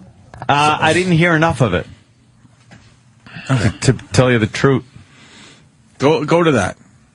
Believe me, I'd like to smash Steve as much as you. But I'm not ready for the sorry yet. I'm not ready for the sorry yet. Why don't you just I'm sticking with piece of shit for now. All right, this is the one we saw. Tiger Men of Mars. 1935. Let's get his end speech. Here That's not the same guy. Wasn't that a battle? Captain Buck Rogers calling Earth. Captain Buck Rogers calling Earth. The Tiger Men are defeated. They are in full rout and are turned back to Mars. Have captured Killer Kane and Ardela. Have them in the grip of the magnetic ray and are bringing them to Earth. XC 497R. Captain Buck Rogers signing off now. Captain Buck Rogers signing. Google his name. Now Look Hold on. All right. now here, That's the same guy. Why don't you send up such a ship as a decoy? While Kane's patrol is following it, I can slip through in a spaceship and get help from Saturn. Well, I could slip through in a spaceship and, well... Is that Buck Rogers? You can't afford not Which one's Buck Rogers? I think that's The tall dude is Buck Rogers. That guy right there? Yeah. He's not the same Buck Rogers. That's not the same one. What's the guy's name who played Buck Rogers in the 35? Yeah. Well, it's not the same guy. It's not even close. This guy is his retarded brother. Let's see what his name is. It's Steve. Starring. No offense, but the bit doesn't work if we don't have audio of the same guy. I can get. Sorry, who? We want more of this. I know we don't have. We don't have Buck Rogers. We don't have more of these. This is a one-off. They did. Someone should have told me that. Because now the bit Who's doesn't the actor? work. He's got to be in other things. I think I see Buster Crab right there. Yeah, but no. It's saying that. Yes, Danny. Buster Crab was Buck Rogers in the 1939 serials. However, it doesn't mention that it's the same guy that's in this 1935. How about cast for Google cast of Tiger Man, whatever it is? If you scroll down, it doesn't say it. We can just move on. No, I want to see more of this guy. He has to be in other things. Yes, he does. After a performance like this. Oh, yes, the Tiger Men. Tiger Men. The guy in the Tiger Men of Mars was John Dill Jr. There you go. John Dill Jr.? John Dill Jr. Who went on to make delicious treats that went on top of hamburgers. And hey, John Dill. And the audio I smashed was who? Crab guy? The crab guy. Buster Crab? Buster Crab. Then wait. Is Dill in anything else? Look him up. I would look him up in a second and find everything he's in. Well, that's the point. We want more of him. We want him. He's the man. Not the Buster. Yeah, John Dill Jr. was the guy. See what else John Dill was in. Go to Internet Movie Database. It says he only did one thing, and that was it. That was it? Of course, he sucked. That's what IMDb said. But he was great. Why would they not hire him for anything else? He's the greatest. That's all I want to do is watch John Dill. John Dill. That was the bit we were trying to do. Oh, okay. He's down 9% in popularity this week. Oh, he'll be back up. Yeah, he'll be back up. Please Wikipedia him. That's all he did. Is he That's dead the or one alive? thing then. He's dead. Got to be dead. So we don't have any more clips of him doing... This dude, that's the only thing that this guy did. The 1939 serials are like a 10-part series that were combined for a 1953 theatrical release. I did like the way he said that one word, though, the new guy. yeah, what did he say? A decoy. A decoy. Let's see if we can like this guy. It seems to me you can't afford not to try it, sir. By the way, Steve, still a piece of shit. Sorry. You don't get the apology. Gotta call it like it is. Thank you very much. Lieutenant Deering, you will go with Rogers to establish a means of communication with Saturn. If you do get through to that planet. Oh, Saturn. See, they weren't football helmets. But the bit doesn't work. He says one word weird. The other guy was... Oh, look at the special effects rule on this one. This is mountains opening up. Oh, look at the ship. There, they got their shit together. Nah, this kicks ass. Look at that shit. Does it kick ass? It's like they're all just smoking. Look, another one of those spaceships. See, it's... What are they doing? Yeah, we're just going to watch TV at this point. Yeah, we're just going to watch TV. Got no problem with that. Our bit's ruined. This is nowhere near as bad as that first one. I know. I was excited to get the bad acting. I know. But no pilot would call them spaceships. Spaceship. Is there any more clips online, Dan, of the first guy? I think that was the only thing he did. That was just that 10-minute short. It was. I think that's the only thing he did. Yeah, there was no theatrical release for it. The dick. It was just a 10-minute short that appeared at the Chicago World's Fair. Did some pornography in the early 40s, I believe. Let's go to Greg in Maryland. Greg. Hey, guys, you were talking earlier about groundbreaking movies. I thought Saving Private Ryan was groundbreaking, the way they filmed the war scenes and the bullets and all that. Well... Yeah, no, there's a lot of films that were groundbreaking. I guess the question that everyone could answer themselves is the last movie before Avatar that was groundbreaking to you as a moviegoer. And Saving Private Ryan would definitely be on a lot of people's list. That shit still holds up. I saw that recently. Oh, yeah. Saving Private Ryan. Oh, yeah. That shit holds up big time. Period pieces like that usually do. I mean, you know, what is it going to do? Well, I mean, how many years ago was that movie, over 10 at this point. I would say 27 years ago. No. Really? No. Jesus, Jimmy. I would say that came out in 2000. You want E-Rock to smell your floss? No, it doesn't smell. Okay. I checked, it doesn't. 98? Yeah. So 11 years ago. And the special effects hold up. I'm talking about special effects in the movie making itself. That was really good. The story will always be great. All right, and let's do birthday announcements. That's what I want. This is continuing, which is great. Yes, people, they find these, I guess, the news stations that do those birthday shout-out announcements. All over the country. Yeah, all over. And they incorporate some wacky characters from this very program in to get their birthday announced. The one station's on to us, so... I don't... Oh, yeah, Channel 9 over there, and where's that, Florida, I think? I don't know where. I don't know where it is, but Paul Hargis got it, Ted Scheckler. That's right. Got one. Greg Hughes got one. And E-Rock. Well, we got two new ones. Nobody's ever wished me a happy birthday. I hope no one no one's going to fall for Chip Chipperson. My Chip's not my real name. You know that. It's my nickname. Oh, what's your real name? Lyle Chipperson. Lyle? Lyle Chipperson's my name. Lyle Chip Chipperson. Just Lyle Chipperson. They call me Chip because I'm like a chip off the old block. Oh, okay. Really sucks that Chip has to go to L.A. because I really wanted to get to know him a little more. I'll be happy. Anytime you need something, I'll help you. Doesn't Chip have to leave? Doesn't he have a flight? No, I gotta go fly. I don't fly. I flew one time. My arms was tired. Oh, God. No, you didn't just say that. Not bad. All right, here's happy birthday. They called my father Chip, too. Here's me. Traveled a lot. Yeah. Buster Crabbe was the old one. Gil Gerard was the new one. Yeah, Gil Gerard. But we're going way back to this weird, Gerard Butler. This horrendous actor that we were listening to a couple hours ago. Whatever. We're going to move on. Here's a birthday announcement, Ann. We've got some champions for you to meet right now. Happy 18th birthday to young Sammy Roberts. This is going out from Greg, Anthony, Bobo, David, and Tippy. Happy 7th birthday to Ethan Graham. young Sam. And poor Tippy gets dragged in. I love the energy, though. They're just so into it. They're very into it. And then we have another one here. We'll look at today's Champions box. First of all, happy birthday to Jose Chirello. She is turning 13 years old today. Birthday wishes going out from Mom, Dad, Nicole, Rue, Rocco, and Alex. And it's Josie. I want to make sure I get Josie's name right. Happy birthday to you, Josie. Birthday wishes are going out to Travis Tepps. He's turning 44 today. Happy birthday from Sam, Dave, Patty, Kenny, and Twinkie. Twinkie. Travis is 44.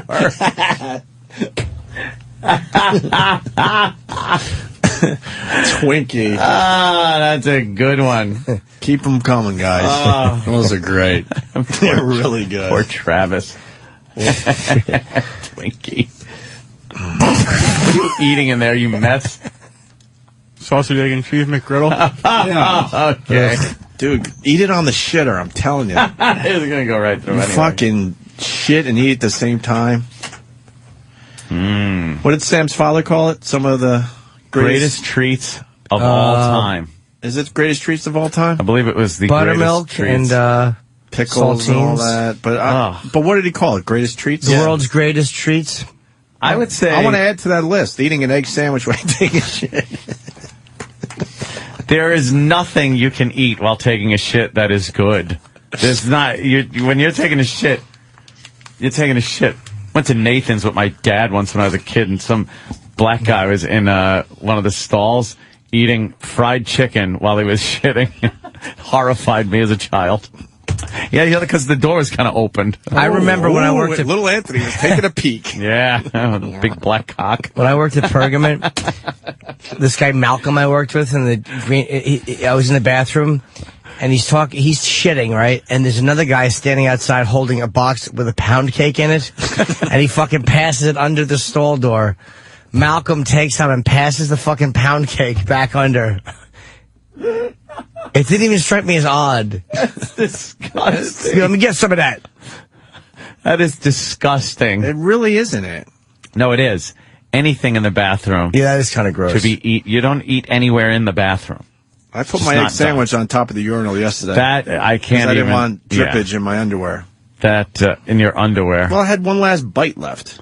Why didn't you then just stand there with your dick out, take the last bite, and then do the shake with your greasy egg fingers on your fucking knob? Because I had a lot of egg in my mouth already. Oh, did you? So I had to chew that still, and I just didn't want to spend all that time. Feel like waiting? Nah. Because then I figured I could eat the last bite as I walked back down the hall. Let's go to Eric in Michigan. Eric. Hey, you guys were talking about the movies that you think were like mind-blowing or really cool at the time. I was going to say the Matrix trilogy, because all the shit they did in those was just, it was ridiculous when I was like 12. Yeah, when you first saw that, The Matrix, and then every movie started using it, and it was in commercials and everything. But that first time you saw them, Trinity goes up and does that thing, and then you just spin around and shit. You're like, whoa, that shit still pretty holds badass. Up. That shit still holds up. And then everything got overused. Like that got overused. And another thing from Matrix that got overused was you're falling from a great height and you land in that cool kind of leg is spread out, arm is behind you, you got your gun or your sword out kind of a thing. Yeah. Whoosh. And then everybody started using that. Blade and shit. It really sucks that it was overused, because that shit was awesome at the time. And now every movie, and especially every kung fu movie out of Japan, has the exact same action sequences all the time. Yeah, I hear you. Very good. I did like The Matrix. Man, the first one was fucking good, and that wasn't even really like the other two. They depended a lot on effects and shit like that. And then the storyline got a little crazy with the key fucking maker and shit. But the first one was kind of first one was amazing. Whoa. Let's go to Peter in Massachusetts. Peter. Hey, best eating on the shitter scene in the movies is Bad News Bears go to Japan. They're all in that hotel room together, and they open the door, and that fat kid, I think his name was Ogilvy or whatever, is on the shitter eating a bucket of Kentucky Fried Chicken. Can we find that clip? Possibly? What? No, we're trying to find the clip. If we find it, we'll play it for everybody. Thank you, Peter. Yeah. All right. Dave in California. I guess we're talking about movies a little bit because of this Avatar thing. Hey, this movie came out about 10 years ago. It's kind of crappy, but it's the first CGI movie called Final Fantasy. Yeah, Final Fantasy. I never saw it myself, but go ahead.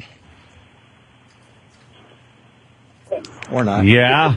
Fine, we'll play it for everybody. Thank you, Peter. Oh, Jesus. Yeah. All right. Guys, do we have a lot of new listeners or something? Which would be good for us. Well, yeah, you know what? A lot of times we do in the beginning of the year because it was a Christmas gift or people got it turned on. Right. Remember at the beginning of the year, we always had a lot of new listeners. Is that another guy turning up his radio? Look. When you hear our voices, you're on the show. And don't worry about it. Listen to the replay and you'll hear yourself. We have a weird delay that fucks up everybody, so don't turn on your radio as you're trying to do a phone call. Yes. Please. Terminator. Oh, that is true, yeah. What? Terminator 2. That was the first one with that liquid fucking shit. Daniel. Yes, sir. Hi, my friend. Hey, buddy. Hey, man, I was just going to say that Terminator 2 still kind of blows my mind, even though it was like in 91 or 92. Yeah, that was amazing. The graphics in that was amazing. Yeah. Yeah. I'm sorry, go ahead. Yeah, that one we were, they had the new Terminator there, and he was like liquid metal. Yeah, when he exactly. squeezes through the bars and he fucking changes his hand into that sword thing and shit. That was some fucked up shit. And still holds up. Which leads to my next question for Anthony.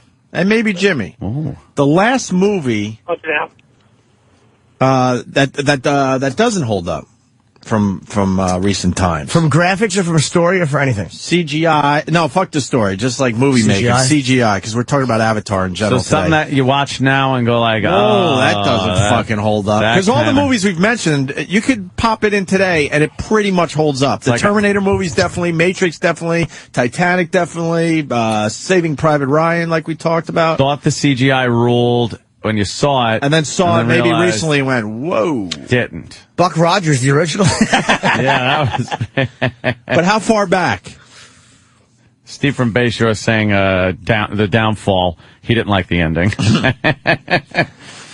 I mean, we could start with Star Wars. You see Star Wars now, the original, you're like, okay, it doesn't hold up. Well, but let's models and stuff. I know, but let's get closer to 2010. A movie that you saw, and it just doesn't hold up, the special effects and the CGI and all that. Well, Jaws is even older than that. I think of like flat looking before they were really textured. But Jaws even holds up because how it was shot, because we didn't see the shark. Right. Yeah. I mean, I watched that movie and the shark still looks believable, don't you think? Until he comes up on Robert Shaw. Oh, right, except for the boat scene with Looks a Robert little Shaw. silly, but it works because the story is so fucking good and the acting is great, and that's why that movie works so well. You didn't even need the fucking shark, which is amazing, Well, we got to start somewhere with this bid. A movie from the 80s that doesn't hold up. Does Men in Black hold up or Men in Black? All right, now you're talking, Jimmy. Independence Day, I think, does. Now you're talking. Yeah, well, Jurassic Park holds up, obviously. Wait, Jurassic Park? Wait, let's slow down a little bit. I just watched it recently. And it does hold up. Yeah, it's a fucking T-Rex. They could do better now, so I think. Good. But it's when you look at that, you don't go, like, that's still great. Yeah, and especially for the time.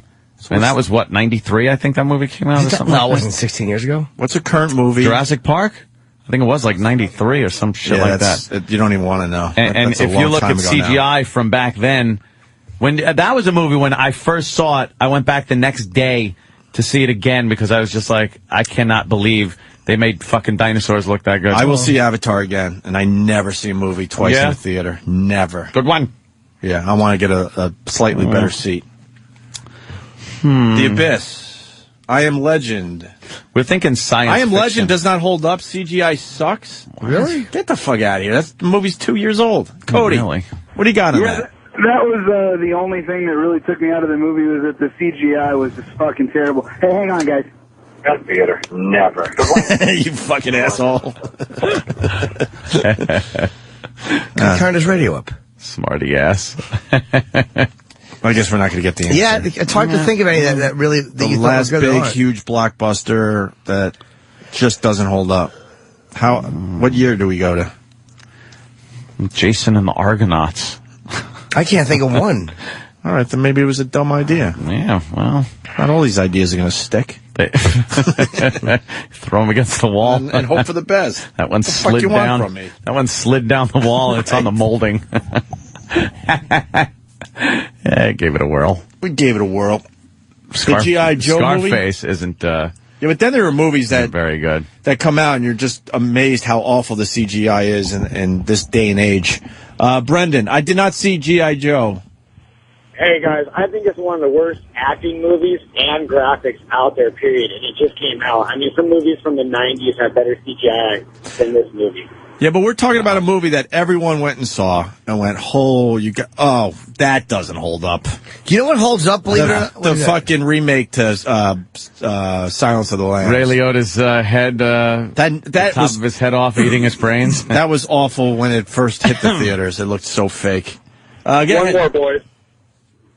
Do you know what held up well, believe it or not, is the shootings in like those spaghetti westerns. The fucking, the good, the bad, the ugly. Yeah, yeah. Because Leone was the first one to do like the one camera shoot. Like usually it was a cutaway shot. Yeah. but he was the first one to actually show it and have And it blood. wasn't just somebody grabbing his wound and falling down. Right. No one made They it, flipped like around but it. no one made it believable. They were always sweaty. Yeah, sweaty and dirty. Sweaty and dirty when they were dying from the gunshot. Lee Van Cleef. The Good, the Bad, the Ugly. But Yeah, you need a that's a whole good one. afternoon to watch that movie. Yeah, it's fucking great. Really? Was there anything better growing up when on Sundays it was like The Good, the Bad, the Ugly on regular TV? So, I mean, you would look at the TV guide Forever. and it would say like, starts at 2 and ends at 7. 7 at night. And you would just Like, be, yeah, that would good. be your day though. You would just lay around the couch with your dad or your family, whatever, and just lazily watch like The Good, the Bad, the Ugly or one of those spaghetti westerns. Sit through all the day long. dumb commercials. Yeah. That was 92, Jurassic Park. Folks. Wow, man. Get the fuck out of here. Jurassic Park. Wow. 18 years ago.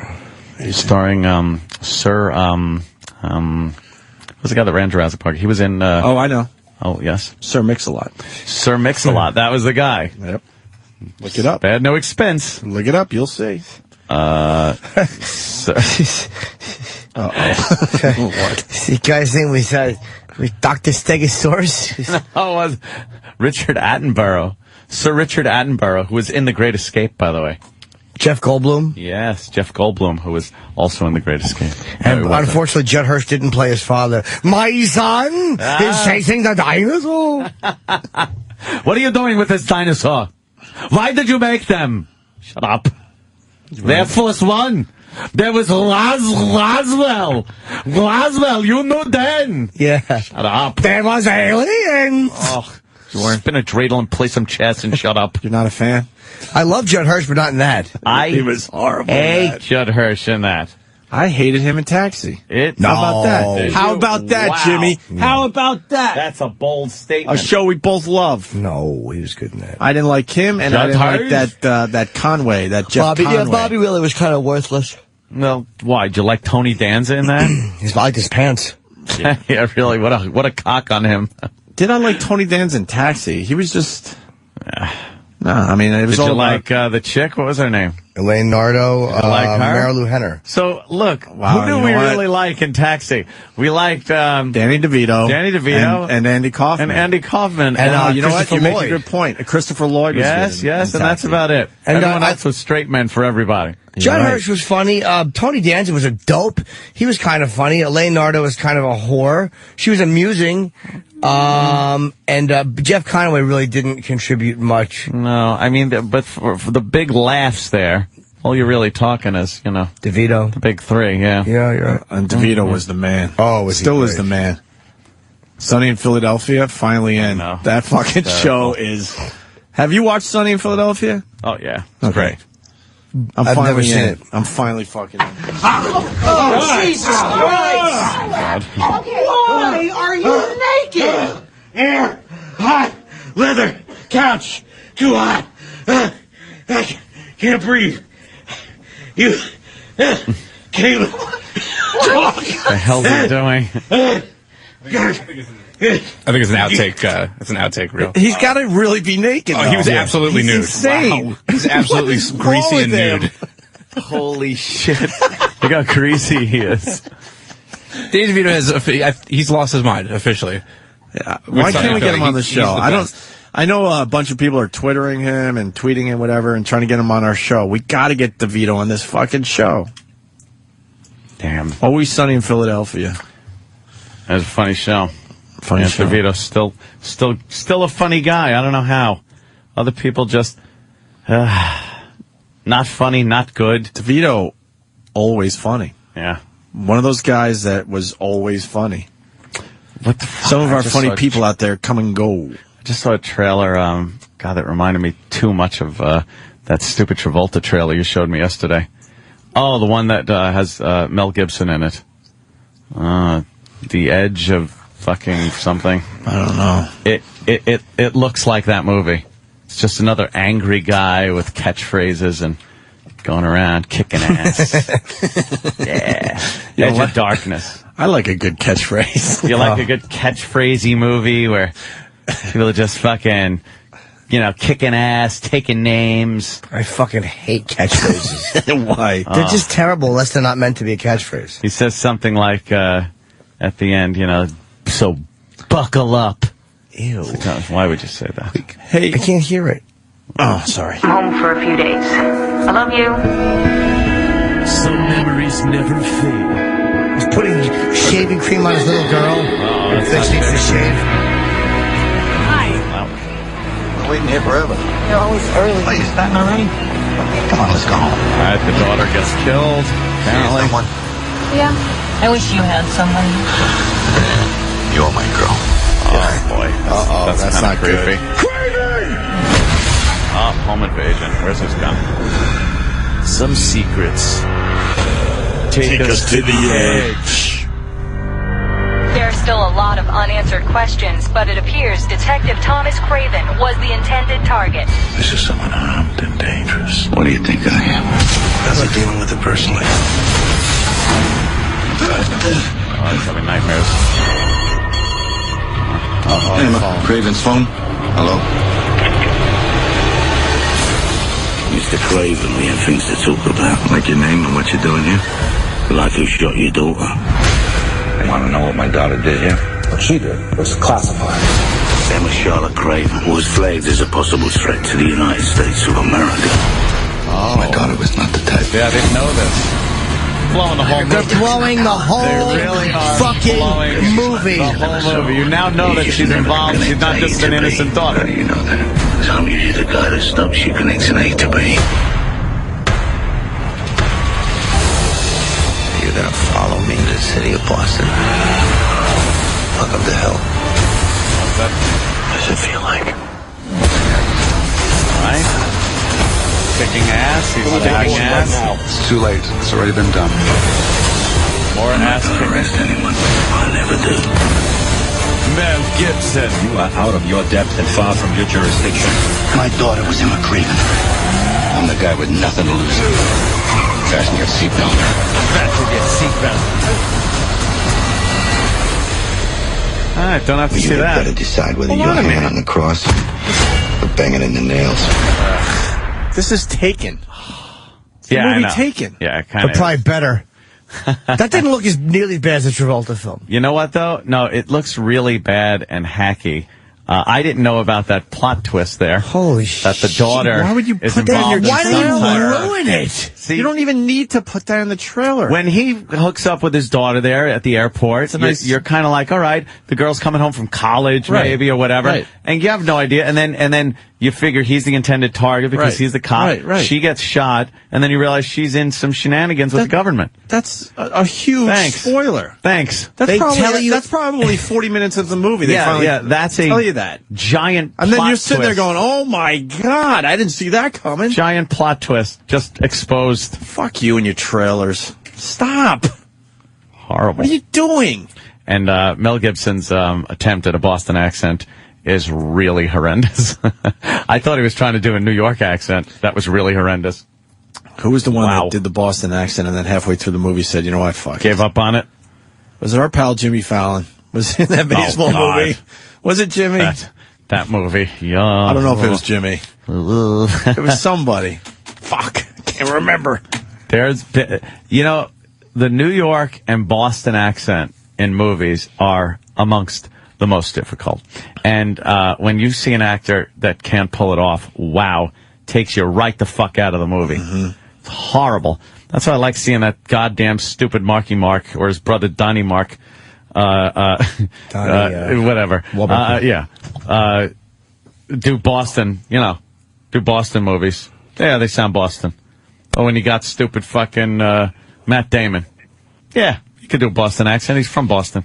I just hung up on 20 people, sorry. Really? Yeah, the movie bit's not really working. I've got something else, though. You call this fine radio show. Cheers. Hey, Ant, Dig.com, did someone turn me on to Dig.com, giving us a little love on the mustard creep video. They played Really? it. I guess they do like a half-hour little show of the best videos that are hitting their site, Dig.com. Ooh. And it was pretty cool, but there was something else in that episode that I think you would appreciate, and Jimmy and stuff.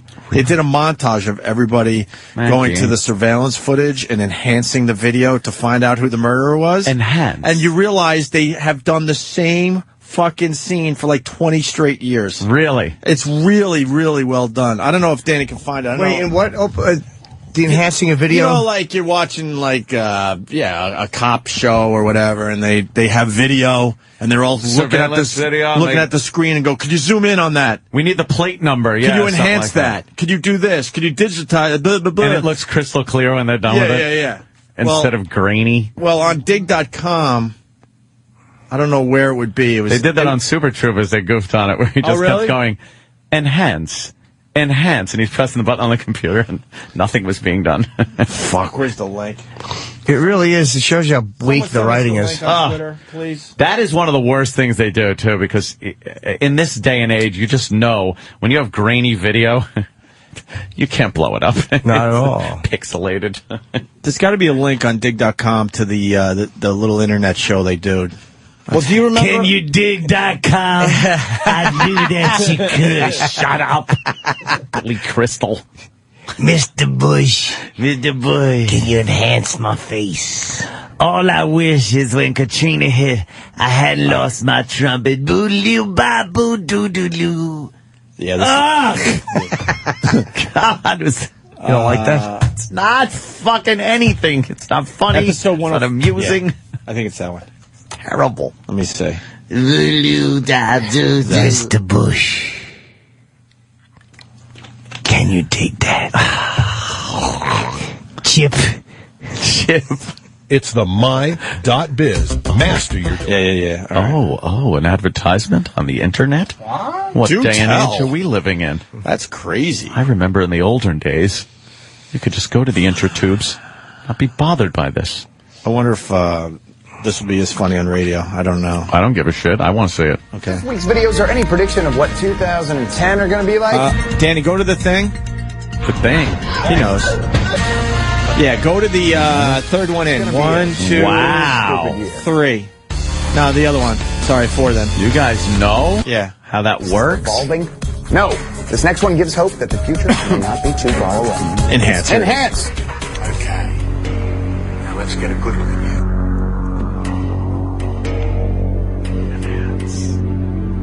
Well, a lot of movies, that was taken. Of course it was. Hold it. Very Run that back. Wait a minute. Go right. There, freeze that. Full screen. Okay, freeze that. Tighten up on that way. Vector in on that guy by the back wheel. Zoom in right here on the spot. With the right equipment, the image could be enlarged and sharpened. What's that? It's an enhancement program. Clear that up any? I don't know. Let's enhance it. Enhance section A6. Enhance the detail and... I think there's enough to enhance release it to my screen. Enhance the reflection in her eye. Let's run this through video enhancement. Edgar, can you enhance this? Hang on. And I've been working on this reflection. Someone's reflection. Reflection. There's a reflection of the man's face. Reflection. Zoom in on the mirror. You can see your reflection. Can you enhance the image from here? Can you enhance him right here? Can you enhance it? Can you enhance it? Can we enhance this? who'd write that now? Zoom in on the door. Fast tap. Zoom. Move in. More. Wait, stop. Stop. Pause it. Rotate at 75 degrees around the vertical, please. Stop. And go back to the part about the door again. Got an image enhancer that can fit that? Maybe we can use the produce and to sit in that windows. This software is state of the art. The icon value is off. With the right combination. Oh, that was the no way out. He's taken illumination algorithms to the next level, and I can use them to enhance this photo. Lock on and enlarge the z-axis. Enhance. Enhance. Enhance. Freeze and enhance. Now, it's amazing how often this technology comes in handy here at the Dig Reel. For example, let's find out who ate my fucking muffin this All morning. right, it gets dumb from First, here. let's go back. That's pretty much it. That's great. It's called The Dig Reel, and that they're giving the is show good. a little love, so check them out. Enhance. Thanks to dig.com. Isn't that great? Dig. It's a whole montage, and it goes way back to like That was MacGyver. They had MacGyver all the way up to the present. MacGyver. Some CSI shit. And everything in between doing the exact same scene. No, I was just looking at Super Trooper Enhance. That's him doing the Enhance. Interwebs are slow today. Oh, is it? It's a little slow. Why don't we take a break? Bye, guys. I won't be back. Oh, Jimmy. 10 o'clock. Oh, James. Where are you going? I have to go to L.A. and then Dallas. Boss alert. Sit down. Sit down. Sit down. Oh, shit. Sit down. Oh, isn't he sweet? I'll be at the Addison Improv, as everybody's been asking me. Addison Improv this Addison weekend? Improv. Yeah, very good. In Dallas. In Dallas? I'm gonna go to the Sniper's Nest in Are you? Dealey Plaza. Oh, you are? I'm looking for evidence. All right, I'm ready to talk. I'm gonna look for evidence. The boss is gone now. Yeah, He did his around the loop. corner. One of the bosses just does a loop every day and looks at us. That's what they got to Very do. strange. They do laps around here and look in the windows. Addison Sure, Improv it's this weekend. Very cool comedy club. Dallas rules. It was great. Hope I would love to see go to Pugs and Kelly. Dealey Plaza and hang out there for another 12 hours with my brothers. Yeah. To Live and Die in L.A. That was a good movie, but boy, that doesn't hold up. No? Especially the music. Definitely 80s. Wow. Wow. Bad 80s. Oh, there he is. Okay. Enhance. Enhance. Enhance. Enhance. Just print the damn thing. Enhance. Enhance. Stupid enhance. All right, Jimmy. We'll take a break. Hi, Jim. Aunt and I will be back. So I'll see you guys soon. Few days. Wait, are you done for the week? Chip. Yeah. Fuck. Yes. God, that's lucky. Lucky ducky. Hey, they called me last minute to go out and do Jay Leno. Yeah, they called me last Wednesday for that. Oh, Like, nice. I was supposed to do the 22nd. Like, can you be ready in a week? So I'm like, yeah, sure. Not too said- much yeah. pressure, huh? I was ready anyway. Good. Of course you are. I felt ready. You're James Norton. What's the subject tomorrow night on Leno? I don't really want to blow at golfer. I mean, just because golfer, who wants to say? All right, I gotcha. I don't really want to say What? golfer cheating. What's I'm talking about? It's going to kill. Because I hope so. It's been doing I very saw well Jimmy's since. Tiger Woods material recently. It's going to fucking kill on Leno. It's been doing very well. Yes, so, it's going to Yeah. be great, Jimmy. hope so. We'll see you next Monday. I'll see you. Fuck, that's it for you? Yeah. I did tweet. I said, this is the year of Jim Norton. Well, let's hope so. I said it. Since radio's giving me a good fucking in the mouth. Oh, no. Let's hope TV is good to me. It's a new year. We're trying to be Yes. positive. Yeah. I'm in a good mood. Only actually. 2 days in. 2 days in. 2 days in. I like being fucked in the mouth. That's just pleasantries, by the way. Yes. Just like I said before. It's all pleasantries still. Don't worry about it. Bye, guys. Fine. All right, we'll be back in just a moment.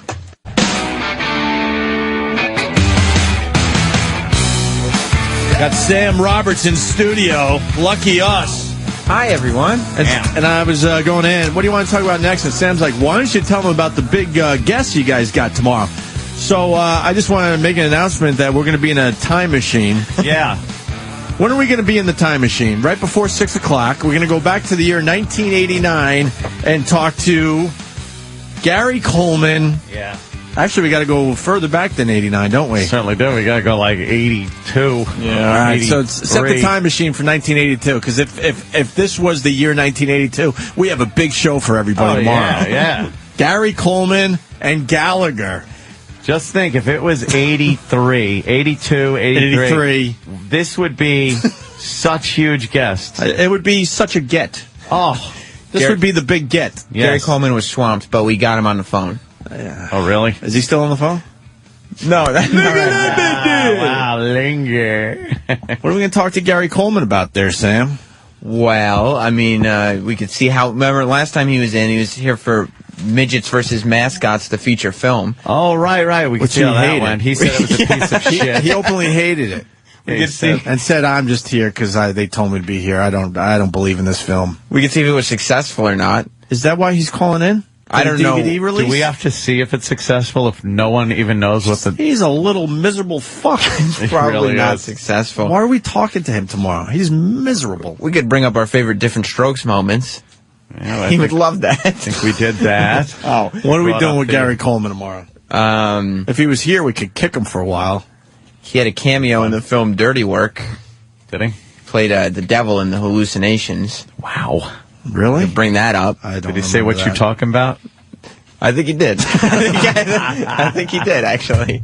We could get him to say that to us, each person on staff could come in, and he could first say, you know, what you talking about, Travis, and then... And what is Gallagher going to do? Last time Gallagher was on the show, we destroyed the K-Rock studio, and they were really mad at us. He smashed really mad. a birthday cake last time. Yes, there was cake everywhere. Look, he's smashing something tomorrow. Yeah. So you get with the you-know-who's down the hall. The upper management? Nothing but pleasantries. Yeah, okay. Upper. Nothing but pleasantries. We'll make sure that we have some kind of edible goodie that Gallagher can smash with the Sledge-O-Matic. What could he smash tomorrow? Isn't that funny? It's a Sledge-O-Matic. Let's force this company to put up plastic everywhere. Just tarps all over. Just doing the fishbowl. We could get all the equipment out of there. Ah. Really? I think there's a sweater festival. Yeah, we might have to. Whatever happened to the sweater festival? The sweater festival was moved to a performance studio that is not all glass. So it was contained in a smaller... The trumpet band and the sweaters were contained in a smaller, more secluded... What was the buzz in that show? Did anyone give a shit? No, but they did have cupcakes. These are pleasantries, Anthony. Pleasantries for the new year. I understand. Nothing but pleasantries. Only day 2. There was vacation. Right. There was slightly more buzz about the homeless talent show than about the sweater festival. The sweater festival. He just laughed. Well, as well he should. I mean, it was probably a lot of fun. I didn't get a chance to hear it. I'm sure. There's no place on radio for a sweater festival. Jeez, I'm sure they love hearing this, given the fact that they had to give up the studio. They gave up their studio. For our fucking shenanigans. They were not happy that they Did they get a thank you from me or Ant? No. No. And we're going to keep it that way. Wow, we did. When we need your fucking studio, you move out with your dumb sweaters and trumpeteers and go somewhere else. Trumpeteers. They were not happy that we went into their studio while they were on commercial break and asked that they give up the sweater studio. You know what's the worst part of it is they said, no, there's no way. They said we've been promoting this for months. This is like a big deal for us. Yeah. You can't, and then we all know what happened. Smelly homeless people. Yeah, we thought of this idea 2 days before, and we're taking your studio. And insulting your promotion. That was really bad when you think about it. I don't know why people in the company don't like you guys. Yeah, I think you're hard to deal with. You guys, I'm doing a lot of thinking right now, and I don't see the bad in that. You're thinking it over and just you said when you think about it, and I was like, all right, I'll think about it. No, move out of our way. Lucky you still work here. We could get you fired. Jesus, he did if you give us a solid. No, they gave us a solid in the end, but they should have right away said, I'm sorry, you guys are an amazing radio show, and yes, I will move out of the way for you guys. Yeah, that always happens in radio. There was a little too much, It seemed like they did us a solid under duress. Well, next time it better not be under duress. Or else. Or else is right. That's right, Sam. But yeah, I mean... So Gary Coleman and Gallagher and Gallagher in one show. Damn, man. What are you going to wear for the big show tomorrow? They're both in live? No. No, Gary Coleman's on the phone. Gary Coleman is a phoner. Shh, don't ruin it. Is it just going to be this big giant phone? He's going to be on the phone, Anthony. You guys have done, phoners with Gary Coleman. He's going to be on the phone He's a good tomorrow. phone guy. What time is he calling tomorrow? I'm not sure, but hopefully earlier, I would think. I would think earlier the better. I'm taking early bets. I say 2 hours. That's all I'm saying. Oh, my God. I say 2 hours. I'm glad he's calling because I don't like looking at his fingers.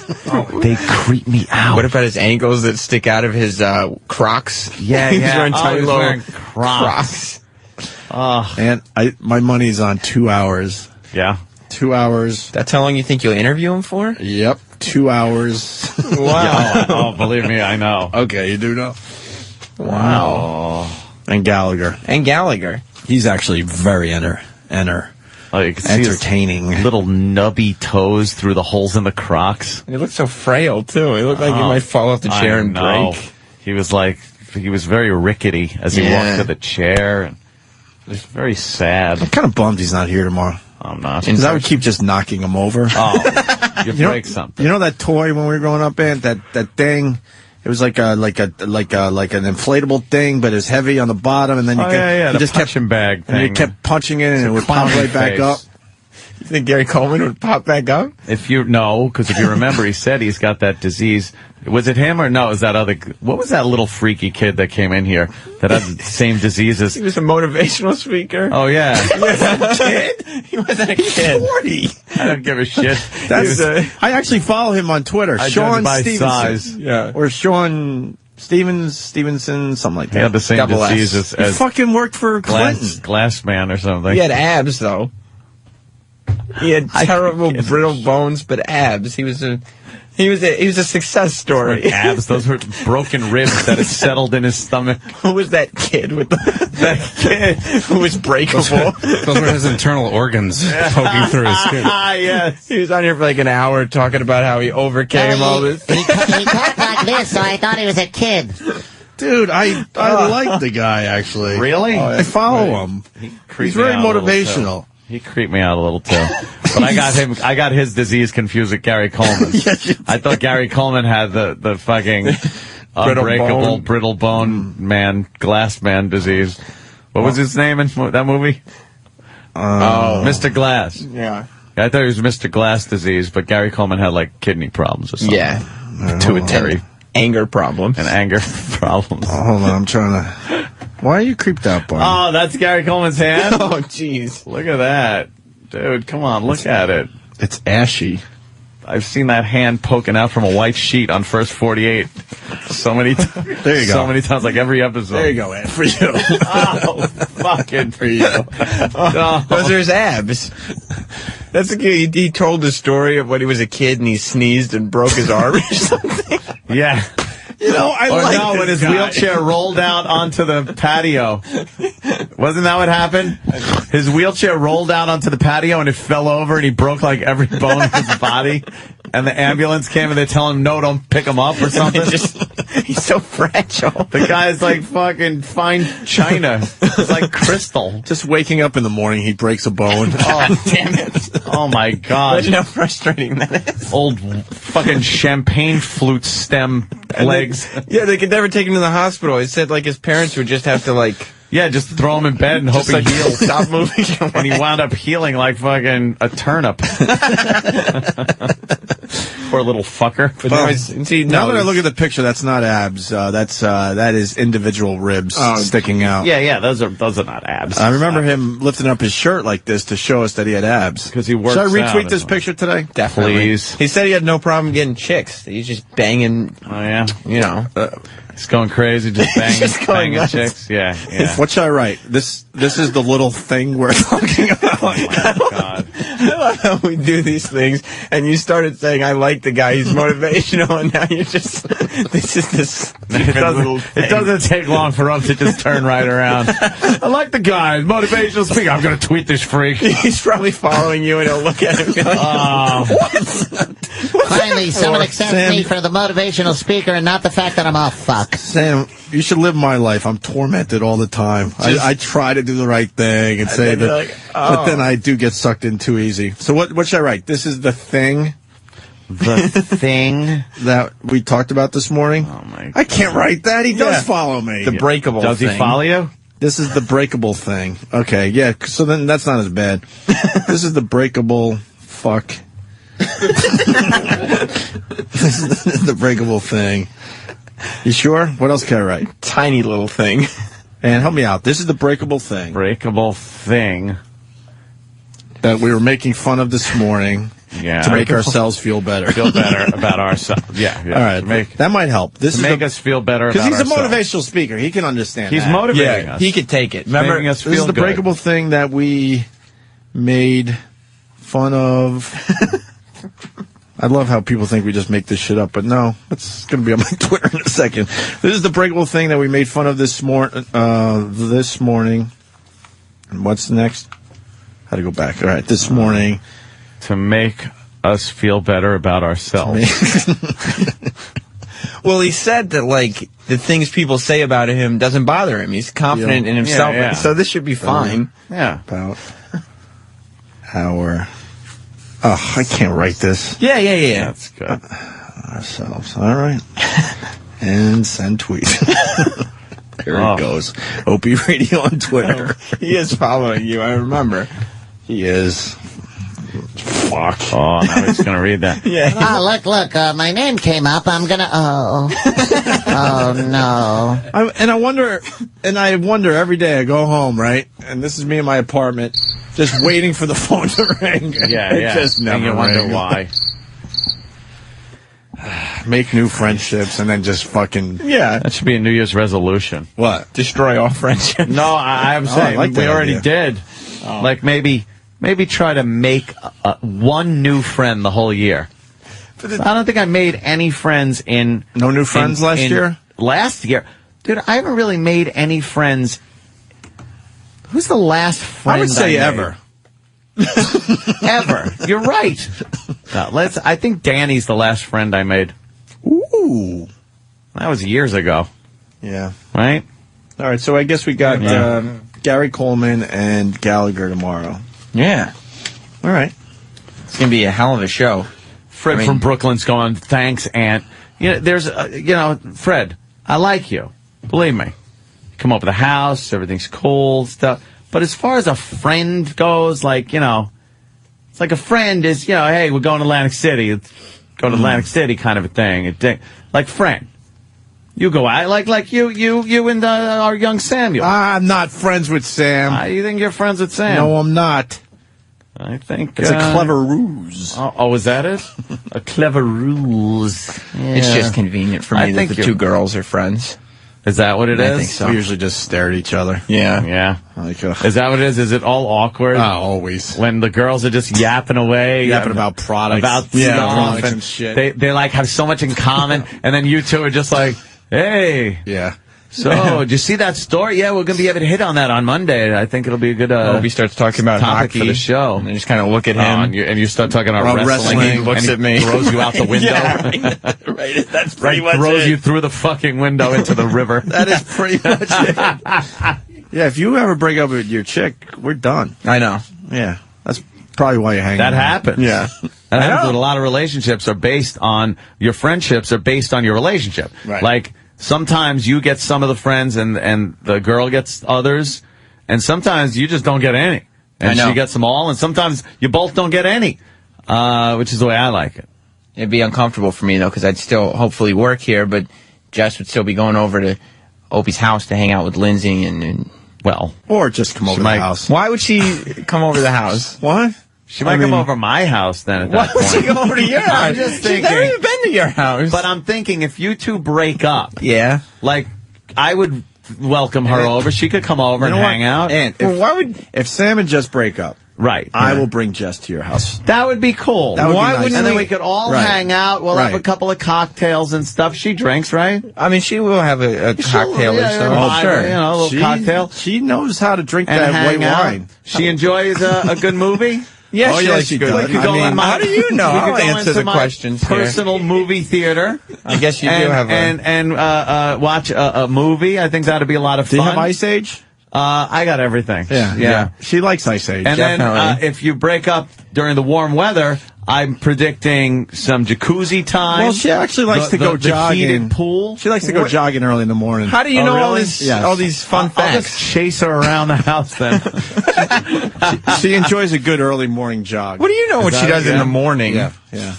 Does she like an early morning I mean, jog? she does. I don't know how this is public. That's kind of sexy, though. Does she come in like kind of a little out of breath and a little sweaty, maybe a little She bit? gets a workout in. That's pretty sexy. When she runs, she has her hair in a ponytail. So. How do you know how she has her hair? It swings back and forth. This is the morning. How do you know? Cute and everything. How do you know this? Damn. Yeah. Yeah, so she's invited the second you guys break up. Can we both, can I go over? No, that'll be, then you'll be a cuckold, you'll be what they're called, what's called persona non grata, which means keep the fuck away from my house. Even now, though, like a camera's outside, I'll see you. No, I know. But while we're still together, while we're not broken up, I don't see any upside to that. Like we could just hang out. No. Nah, you got Opie to hang out with like that. Not so much. That's the thing. Yeah, but it would be even more awkward. Because so. then what are we going to do? The three of us will hang out? Or me, Danny, you, and your chick? Invite some people. Opie can come. Yeah, well, I know, but you can go and see him in his place. What do you mean? Oh, shit. Oh, damn. What? Come over. I don't know. I feel like this conversation is taking a turn for the south. Turn for the south? That's an expression. I think it's gone south or taking a turn for the worse. Sam, yeah, that's right. Yeah. I'm hearing from a third party. Oh, shit. That she's good at sexting. Oh, boy. Oh, wow, really? Well, see, here's the thing. I know what party... I love doing that sexting thing. Here's what the party you're hearing that from. Things. Oh, it's fun. Club Soda Kenny would be that party because he has a thing where, for whatever reason, he has her BlackBerry Messenger. Oh, how'd that happen? Oh, it's a little suspect. It is. He'll text her, T-E-X-T, text her something completely innocent, and then all of a sudden, at the end of the conversation, say, "We are sexting." That's what we're sexting. Yes. What an asshole he is. That's funny. Are you talking to Kenny? He's got to tell her that they're sexting. Yes, and then she gets uncomfortable. When there's no sex talk. I'm finding out now. From who? Could you From her. What do you mean from her? If she's sexting right now. Forward me her number. No, there's no reason to pay. Yeah, no, I think it'd be cool that I have. See, if you had a BlackBerry, we could barcode. No, they don't barcode her. If you had a fucking you can barcode, right? iPhone, I could bump. I don't like bumping when I can barcode. I'd rather bump. Let's do I'm neither. a barcoder. Let's do none of the above. Need her phone number. Need Jess's phone number. For what? I think I should have it. I don't think it's a good idea. Just in case. What if something happens to you here on the job? She's I should be able to call and say, look, I fired Sam. Well, And, first of all, I don't know. You're cordially invited over to the compound. That implies a lot of things. Number one, leaving in 10 minutes. Oh, shit. Who are you texting? What? Why are you texting Jess that you're We're leaving? Sexting. Yeah. Sam will be here until Wow, Jesus at least Christ. 3 p.m. today. That's beyond inappropriate. She is just cute as a button, too. Well, I thank you. I know. Face I of hers. agree. Ooh, you want to squeeze her cheeks and just go, ooh. She's do good you looking. do that? I set Do you squeeze her cheeks and go, ooh? I've never said it. Day long. What do you mean? She would Sam. love that. She wants that bad. Say ooh, well then I'll For do me it. to squeeze her cheeks and go, for you. ooh. I'm uncomfortable because you're saying these things and Opie's typing on his thing and I thought we were talking about Gallagher. Oh, right. The old sledge-o-matic. Yes. Yeah, if you know what I mean. Not even a chance. Not even a chance of what? You leaving here before 3? Why? Oh, damn, plenty of work to do. Well, I mean, Plenty of work to do, but Sam. she also is at work. Oh? Yes. Plenty of work to do for you. We're a dual income household. Oh, yeah? Yeah. We have to be. She could probably take the rest of the day off. I don't think so. Why? She got a lot on her plate. Well, would it be a financial thing? Because yeah, I mean, I would be happy to compensate her for perhaps doing some filing at my house. Why do you need filed? I have a lot of things on my desk that need filing, and oh, look at those pictures. How much does she make an hour? And about? What is she? An hour? I don't know. She's, she doesn't get paid hourly. Oh And man, are you willing to pay her $100 an hour? dude? 100? That's nothing. Oh wow. I would so. I don't have that kind of. Sam, you do need a new TV. Would she come in and do some filing at my house? I don't think. Probably not. She could be like, because I have a lot of stuff on my desk, so I'm picturing this. She goes, Mr. Cumia, and I go, call me Anthony. Okay. And then as you're hearing, like, I'm coming into the office, and you hear clink, clink, clinking, and it's the ice from the drinks. What? She's working, but I have a very loose at work atmosphere in my house. So that, look how cute with the cupcake.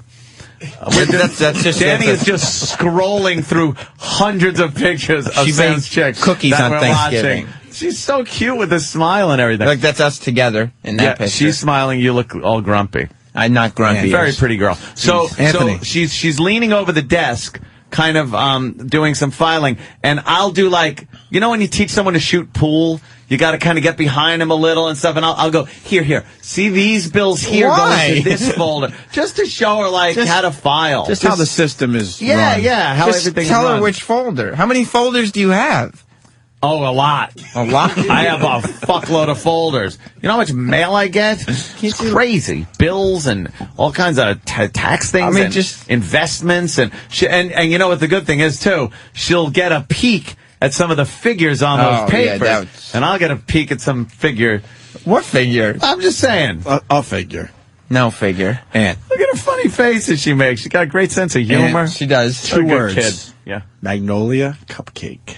What do you? Oh. Yeah, she likes Magnolia cupcakes. I don't know why. Really? Where all these... It's funny. She's carving out a pumpkin like a maniac. And there's the cat. She's very happy at home with the cat and me. Oh, well, you could have the cat. Well, and her both. You know. Aunt likes cats. You know. Well, I'm not giving up the cat or Jess. He likes cats. I don't know what that's supposed to mean. Sounds very uncouth. He likes young uncouth cats. No, I know what you're saying now. I think that's a funny picture. She's carving a pumpkin. Yeah, look. In our apartment. And she's oh, that's your apartment? Is that one of her sexting pics? I thought that was like a break room at work. No, that's the kitchen. Oh, I'm sorry. I thought it was like the break room. See, Anthony's kitchen is as big as a house. Yes, just the kitchen part. You could tell it's Sam's kitchen by the stuff that's on the counter: Skippy peanut butter and Easy cheese. Oh yeah, she likes Easy cheese. Oh, I bet she wouldn't want to go out to a really nice restaurant. And she likes nice restaurants too. Look how cute, and maybe have like a real dinner or something. Well, I take her to a nice restaurant. Dinner conversation that doesn't include wrestling, maybe? Not every conversation includes wrestling. Oh, no. Although she was very upset because last night was a big wrestling night on TV. Oh, boy. Was it? Oh, yeah. The TNA crap. And WWE. It was Monday Night Wars. Can I just say this? Yeah. What a fucking waste. What are you talking about? What are you talking about? What's a waste? Just the last half hour. The last half hour. Thank you, Opie. Oh, okay. Yes. We just used it to get to the end of the show. That's all I meant. I mean, I guess that's... All right, Sam. Complete fucking waste. The half hour? Or? There's no fucking way. I know. That is justified. Well, what else were we going to do after Norton left? Okay, the half hour. What? Yeah, we're just talking about the last half hour. Right. Yeah, okay. yeah. Well, I tried to help out. I don't think I'm following her on well, your Facebook's probably all full up. What about Twitter? She Twitter? No, she was on Twitter, then she deleted her Twitter. Why'd she do that? She didn't like being part of that whole gossipy internet world. But she's got Facebook, right? Yeah, but she keeps it to the people she knows. Well, she knows me. She knows you. She knows. All right, that's good. He believes it. Maybe we could just talk. What's that mean? I heard you whisper that. What? You did it into a microphone, and I have headphones on. I'm just telling her something. You said he believes I'm just writing her on Twitter. Chill. She's not on Twitter. You must be writing her on Microwave Messenger. Hence, he believes it. Oh, Jesus. Oh, boy, yeah. See? Well, No, I'm happy for you, too. You've been together how long now? Over 4 years. Wow, over 4 years? What is wrong with me? Why? What did you do? I just checked my Twitter. This is the breakable thing that we make fun of this morning to make ourselves feel better about ourselves. Oh, it's up there. What is wrong with me? Oh, that poor man. All right, let's get out of here. All right, let's get out of here, everybody. But Sam is hard at work. Hard at work for how many more hours hours you got here? Oh, you're Just here wondering. until like 6. The support staff. Yeah, I'll be here till... Put it this way, it's going to be dark by the time you leave. That long? Yeah, I think you're very, very busy. I mean, we're not in Jocktober. Very busy. All right. Well, I mean, if you guys have assignments, I would gladly... What kind of wine was that? What wine? Nothing. She prefers a white wine. No. What? White wine? Oh, white really? wine. Oh, that's good. Really? I don't know. I'll tell you What exactly. are we talking about? How do you know? I'm just writing down a flavor. Keith, pick up. All right. Oh, let me Jesus. just watch what he... Okay. You got it? Yeah, okay. I got that. I'll text Keith. All right. Well, I mean... white wine. I don't know. You're a rookie. It's white. It's white. Can we go home now? Yeah, let's get out of here. Straight home. Oh, my God. Someone's saying she likes half white. Okay, well that's you know She likes what's Jenny, the very fucking funny. in between wine? That's the joke. Zinfandel. She likes Zinfandel. Zinfandel. Thank you, Danny. I understand where that Zinfandel. comes from. Huh? I understand where that comes from. Yes, your mixed heritage that I'm sure her parents are thrilled with. And by the way, your dad. What? Yeah. Greatest treats of all time? Was that the saying? These are some of the world's great treats, I think. Could you ask him if one of his great treats involves sitting on the shitter and eating something? I can virtually guarantee that the answer is no. He doesn't like eating and shitting at the same time? I believe that What's wrong with your father? the list of treats were given, and that's complete. Well, what does he think of that? Shitting and eating? Yeah, could you ask him and come back tomorrow? Yeah, I'll ask him. Every man has eaten and shit at the same time. He probably does not everyone. think it's... I like a big plate of pasta. That's disgusting. Because it pushes everything through faster. Well, I mean, you could eat and then use the facilities when you're finished. Greatest treat of all time. Jess. Oh, well, I mean, you guys don't know, but she is a treat to be around. Believe what you want, Sam. You know, I heard a lot about filet mignon before I had it and knew it was great. Well, I knew it was going to be great. That's all. Well, I hope Just saying. you're a vegetarian then, because I don't know if you'll get to be sampling this treat. I'm just saying, Sam. I hope so. Just saying, if things go awry. Right now, things are very good. We had a good Christmas, good New Year's, everything. You ever walk into a building and it says, in case of emergency, break glass? Yes.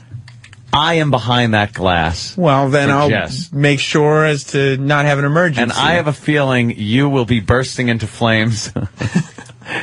Thus, an emergency. I don't think I will be bursting into flames. Right. I hope not. Well, if it happens. If it happens, I guess I'd be out of control. But Just let her know. That's all. I will tell her. You what have my number, right? I have your number. All right, give her my number. I mean, you're the boss. I'd rather not. I don't like thinking of myself as the boss, but since you put it that way, I do have some authority over the minion. I mean, you would have complete authority. So give her my number. I won't even have hers. If she wants to text me, sexting. So be it. Texting. Can we ask Kenny about this sexting thing? Yes, you may. Where is Kenny? Where is Kenny? There Kenny, he is. what do you know He's on easy this to spot. sexting thing? Sam obviously has me confused with somebody else because I'm a happily married man. Oh, right, I forgot about this. I meant the character Club Soda Kenny. The character. There is a character Club Soda Kenny. As played by somebody other than the man standing beside me. Yes. Yeah. Well, I have no knowledge of his little firecracker girlfriend. I don't know. Whoa. I mean, maybe you're just referring to her temper. She has a temper at times. Does she? Yeah. Oh, yeah. Wow, that's her. Where's her temper? Between her legs? No. Oh, Jesus. I don't even know what it means. But it can't be good. Is she does she, yell? Oh, yeah. Makes a face like, "Arr!" Wow, I bet that's really sexy. You see those pictures before, how thick her hair is? Yeah. They're wrapping around your hand. Give it a yank. Yeah. Give it a yank? Yeah. He really was excited about that one. He really was. Didn't really go anywhere. Thick her hair is. I mean, she'll have her road rage issues and things like that. She has a thick head of hair, right? I mean, she's got a healthy head on of her hair. head. Oh, what's that? What type supposed of to- grooming are we looking at? We're thinking about. Nice. Is there any grooming going on? You mean on her head? No, I mean in other areas. Well, that I are... believe she would prefer that those areas remain off of the airwaves. Oh, okay. Well, again, text. She could text me what's going on down there. I will tell her what your questions are, what line of and questioning. see if she is willing to answer them. That's fine. I don't want to step on any toes here. Of course. Of course not. I don't want to step. No. I think it's Or he safe. hit him with a sledgehammer. Yes. Fuck, I dude. think I've trotted upon a few. But... Wow. I bet you it's safe to assume she has no asshole hairs. Kenny Just is the worst, man. Just a wager from a happily married man. He's willing to bet. Oh my God! Okay. I mean, Yeah? I've had it. Kenny? Oh, yeah. that's it. I mean, I guess a bet is what Yeah. it is. Why don't we go home? Oh, boy. Her hair smell good? Yes, she does. She washes her hair. The nape of her neck smells good and everything? I mean, she keeps herself clean. I bet your pussy tastes like orange sherbet. Well, I don't know why you would come to that. Why would you say, why did you say, I bet your pussy? Sam's pussy probably tastes like it. Oh, damn. He insinuated you have a vagina. Again, no, instead my of a penis. genitalia is external. Oh, is it? Yep. Barely. No, fully. All right. Fully. All right. You got a big hog? I'm doing just fine, thank you very much. Kenny, could you see if he has a big hog? Kenny has patted down guys in his fucking past come on. life. He was a cop. What's wrong with you? What's wrong with you? You just hold steady. This is assault. Assault? Yeah, sexual assault. Sam, let Kenny give you a pat down. I would he not. was a detective for many Yeah, years. against the wall. Like a real pat down, not a sexual pat He might have a bomb in his underwear. Yes. Sam, if you will, please. Get against the door and spread him. No, a police pat down, not frisk. Just frisk him. No, put your hands behind your back. Put your hands behind your back. This is your fingers.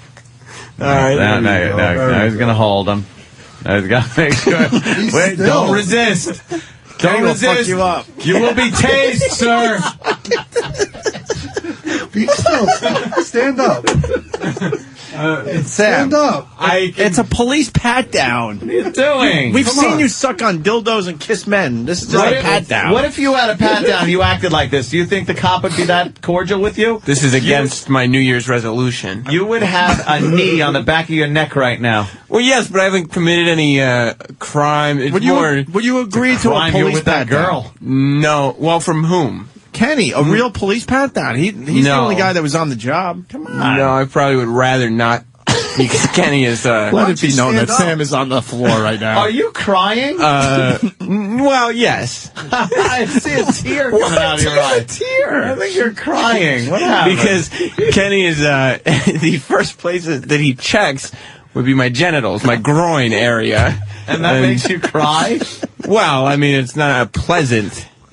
He's got a tear. Why are you got a tear? You got a tear in your eye. Well, I was laughing, and there's emotions that are happening, and there's violations that are attempting. They haven't yet been, followed through, but they are being attempted. There's no intentions here. I just want to. I think I was saying I don't have enough friends. Yeah. I want a new friend in 2010. That's my goal. And I think Jess, from the pictures I've seen and hanging out with her in the limited time that I have, seems like a very cool person that I could be friends with. That's all. That's all. That's all Ant's trying to say. I think we have a lot in common. She seems funny.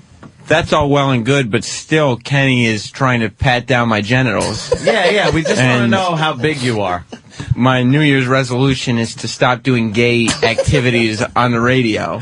If that has to be your resolution, just forget it. That's never good. It doesn't. What do you think? How do you work for the show if that's your New Year's resolution? Yeah, really. Well, I do other things. And what's a day? Like, that's just a made-up day, New Year. What does that even mean? E-Rock was smelling our index fingers today. Yeah. Well, let's have E-Rock get a genital pat down then. So it's like, All right, get E-Rock.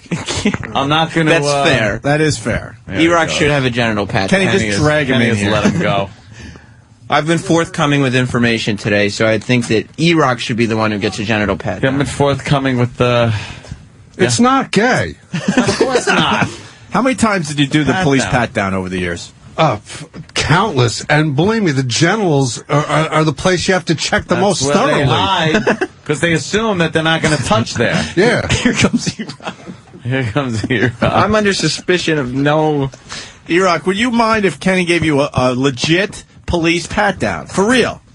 There's no shenanigans here. No. Well, I mean, he does go for the genitals. No, but it's a police pat down. Yeah, you've seen it on Cops and on all those shows. You know what it's... Kenny, do you swear that's a police pat down? No funny business. Yeah. It's authentic. Yes. All right, it's authentic, E-Rock. Exactly. Okay. All right, here we go. E-Rock's going to get the police pat down. Put your hands behind your back and lace your fingers. There you go. Very good. Does that move hurt, by the way, Sam? Yeah, well, because it depends, because he can squeeze.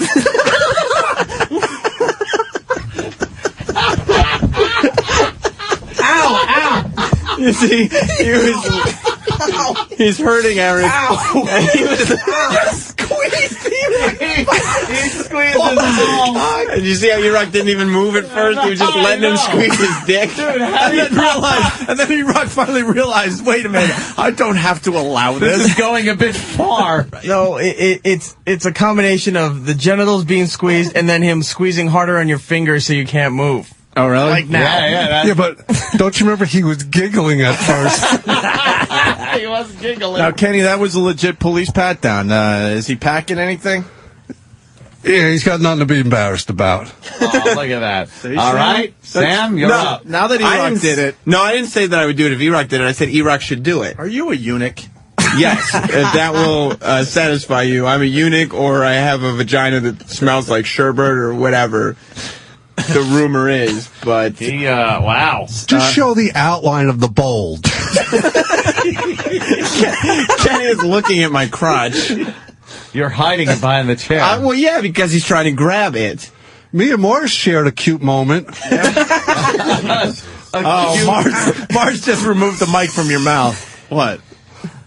No, we just happened to be at the urinals together. Oh, did you look? Oh, yeah. He's all man.